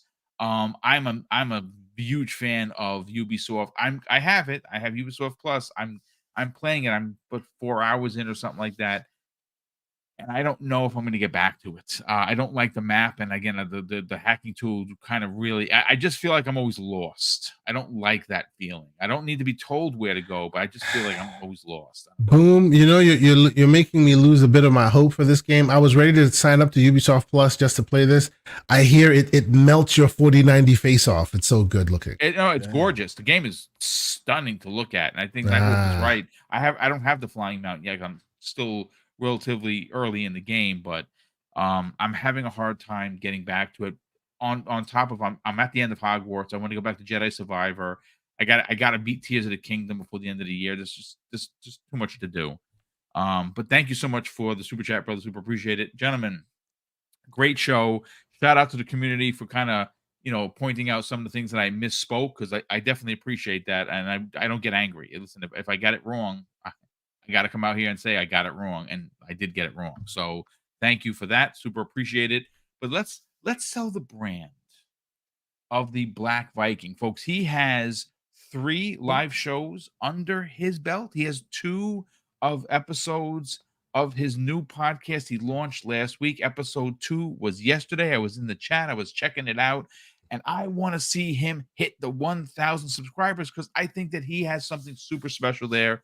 Sell the brand, the Black Viking. Please, by all means, tell people where they can reach out to you on social media, but more importantly, subscribe to your YouTube channel called The Longhouse. That's right. First of all, it is really a pleasure to be here with you, Boom, KSIT, Hargeet. Hargeet, I'm probably one of the reasons why you're not on Twitter. I apologize for that. But I do it for the lulz, man. So you guys can always catch me on Twitter at the Black Viking 3. The Black Viking, like one of the tags is taken, but I wish I could just have the Black Viking, but nobody has it, and it's crazy. It's a whole deal with Twitter. But anyway, yeah, we just started a podcast called The Longhouse, and if you type in at The Longhouse Gaming, it'll pop up. We have 3 episodes, all about 2 hours. I think our longest, well, the first one was 3 hours, but we're trying to keep it at 2. But yeah, we just go over there, we talk a little trash, and we just have fun talking about gaming news, and it's cool. And it's myself, the Black Skeleton, and Supernova, all good friends. One's my brother. And we just have fun doing that, man. So if any of you guys ever want to be on, man, we'll gladly have you on. It's on Tuesdays and Thursdays at 7 p.m. I know it's hard to go to that description on Boom Show and then go to that person's thing and hit subscribe, but I would gladly appreciate it if you guys did that, man. We're on that slow crawl to 500. Yep. Boom over here saying 1,000. Hey, let's get to 5 first, baby. But right now I think we have about 160 last time I checked. So we're getting there only after doing it for a week. So I really appreciate it if y'all do that. Again, Hargeet, K Asante, is finally nice to chat with you guys, man. Super dope. Hopefully we can do it again. And Boom, thank you. Everybody hit that like button. Oh, it's great to have you here, brother. Super appreciated. What I'm going to do is I'm literally copying and pasting your YouTube channel right now, and I'm going to drop it into the chat, folks. If you really were digging what he was putting down, get over there and let me just do this real quick. Let me do a copy and paste.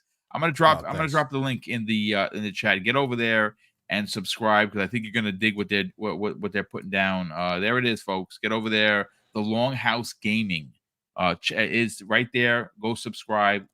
Black Viking brother, thank you so much for hanging out with us. Super appreciate it. Love the work that you're doing on social media, even though sometimes it's a bit scandalous, if you will. But we have to have fun. We have to laugh. That's Life is too short. Harki Chani, by all means, sell the brand of Asa, and of course the source master himself, Gaz from Game On Daily. Obviously, we know you're a panel member with Dealer and that crew, and obviously there's been some troubles. Obviously you're going to come back strong with Dealer's podcast when he's ready to come back. But you also work regularly with Gaz and Asa, and let's sell that brand. And obviously, I say this, joking all the time. Where could people not find you on social media? Yeah, so GameOnDaily.com, YouTube.com/GameOnDaily. And yeah, as you mentioned, at some point, RDX will come back. Dealership is kind of decompressing, so he'll eventually get to the point where he'll come back and then do this. So hopefully he'll have a nice holiday and whatever. I don't know if we're coming back in the next couple of weeks. So assume next year probably we'll come back. I would imagine they take the rest of the year off at this point, and kind of just as the year refreshes, I think Dealer can come back strong and refresh himself as well. Yeah. And I am H Chani on Discord, H Chani on Xbox, and that's it. I'm not on any of the social media. Good on you, brother. Good on you. You know, any of this shenanigans, this social media. But yeah, listen, the Longhouse got a lot of subs here. Shout out to the Black Harry Potter, thanks, man, is out there. You got a lot of subs, and as you deserve. Like I said, we'd love to see you hit the 500. You're doing some good work, and you're only just starting, which is fan-freaking-tastic. Thanks, man. Asante, let's sell the brand. Now, obviously, you guys have hit the pause button for the remainder of the year. You are going to have a spoiler cast for the for Starfield, which everyone should be a part of if you want to jump in. And I'm going to try and jump in for that as well. But you're also giving away an Xbox Series X, and you're sending it worldwide as long as the price isn't like clobbering you. There might be some sort of a collaboration to get that game if you live outside. But sell it, man. Tell everyone how they could be a part of that contest, and more importantly, head over and subscribe to your YouTube channel, sir.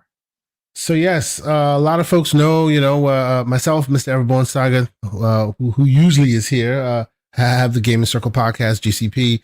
We paused, as has been said, for the year. We will be back. We paused, get it? One of those things for the year. We'll be back in 2024. But before the year ends, we figure why the heck not? We wanna give back to the community. Mr. Everborn Frivolous Purchase bought one too many Xboxes, so we're giving it away to the community. So, and we're doing it. We're going to be doing it globally. All you have to do to be able to win.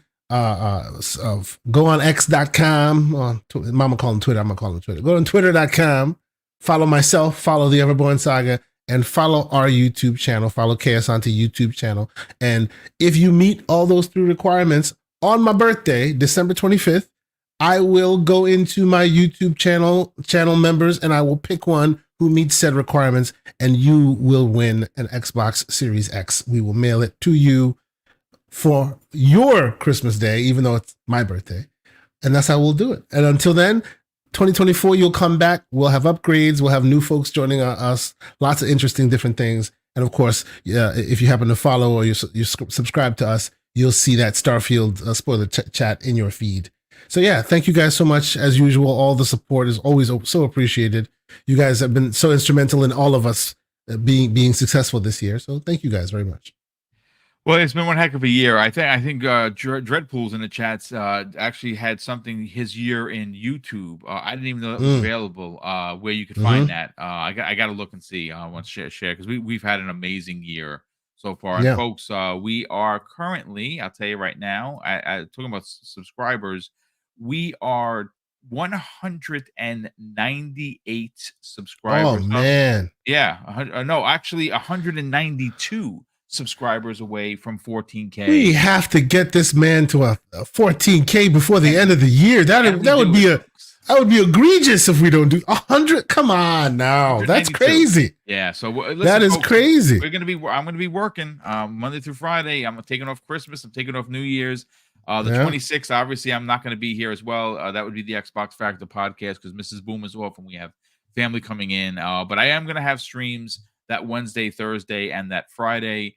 And listen, folks, if you find the channel for the first time, yes, occasionally I do get it wrong. I hate myself for it. You don't understand. I'm going to beat myself up for days after that because I misread the chart and the 10 million. I swear I read it. They sold 10 million, but obviously I can't find it. And I'm doing it like live on the air. It's difficult. But if I got it wrong, which I think I kind of did, I'm going to be a man about it, admit it. I don't like it, but listen, I don't mind being called out for it. And if you like that kind of honesty and maybe you're not already subscribed, I do this Monday to Friday. 5 different shows, 5 different panels, all great content. You know what we don't do, folks? We don't sell you hate at all. We don't hate monger. We don't falsify stuff to kind of get you to click and like and sub. That's what we don't do. But listen, a big shout out to the ridiculous amount of super chats that have come in, and obviously we do turn those around, and we are gonna pay it forward, so to speak. So mark on your calendars, folks. December 22nd. That is next Friday, not this Friday. Next Friday. That is our 6th annual Christmas with Mr. and Mrs. Boomstick, and we are doing something that we have never done before. We're giving away in 2 hours $1,500 worth of gift cards.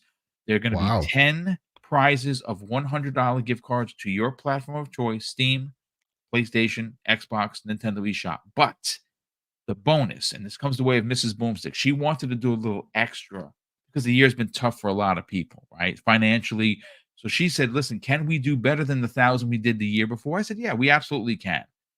Well, we're giving away 2 grand prizes. 2 folks, one that's somebody that's a channel member and somebody that's going to be in the chat are going to walk away with a $250 gift card each for a total of $1,500 in 2 hours. We've never given that kind of money away at any one point. It's our biggest contest ever. And the first 6 winners are going to be channel members because that's only fair.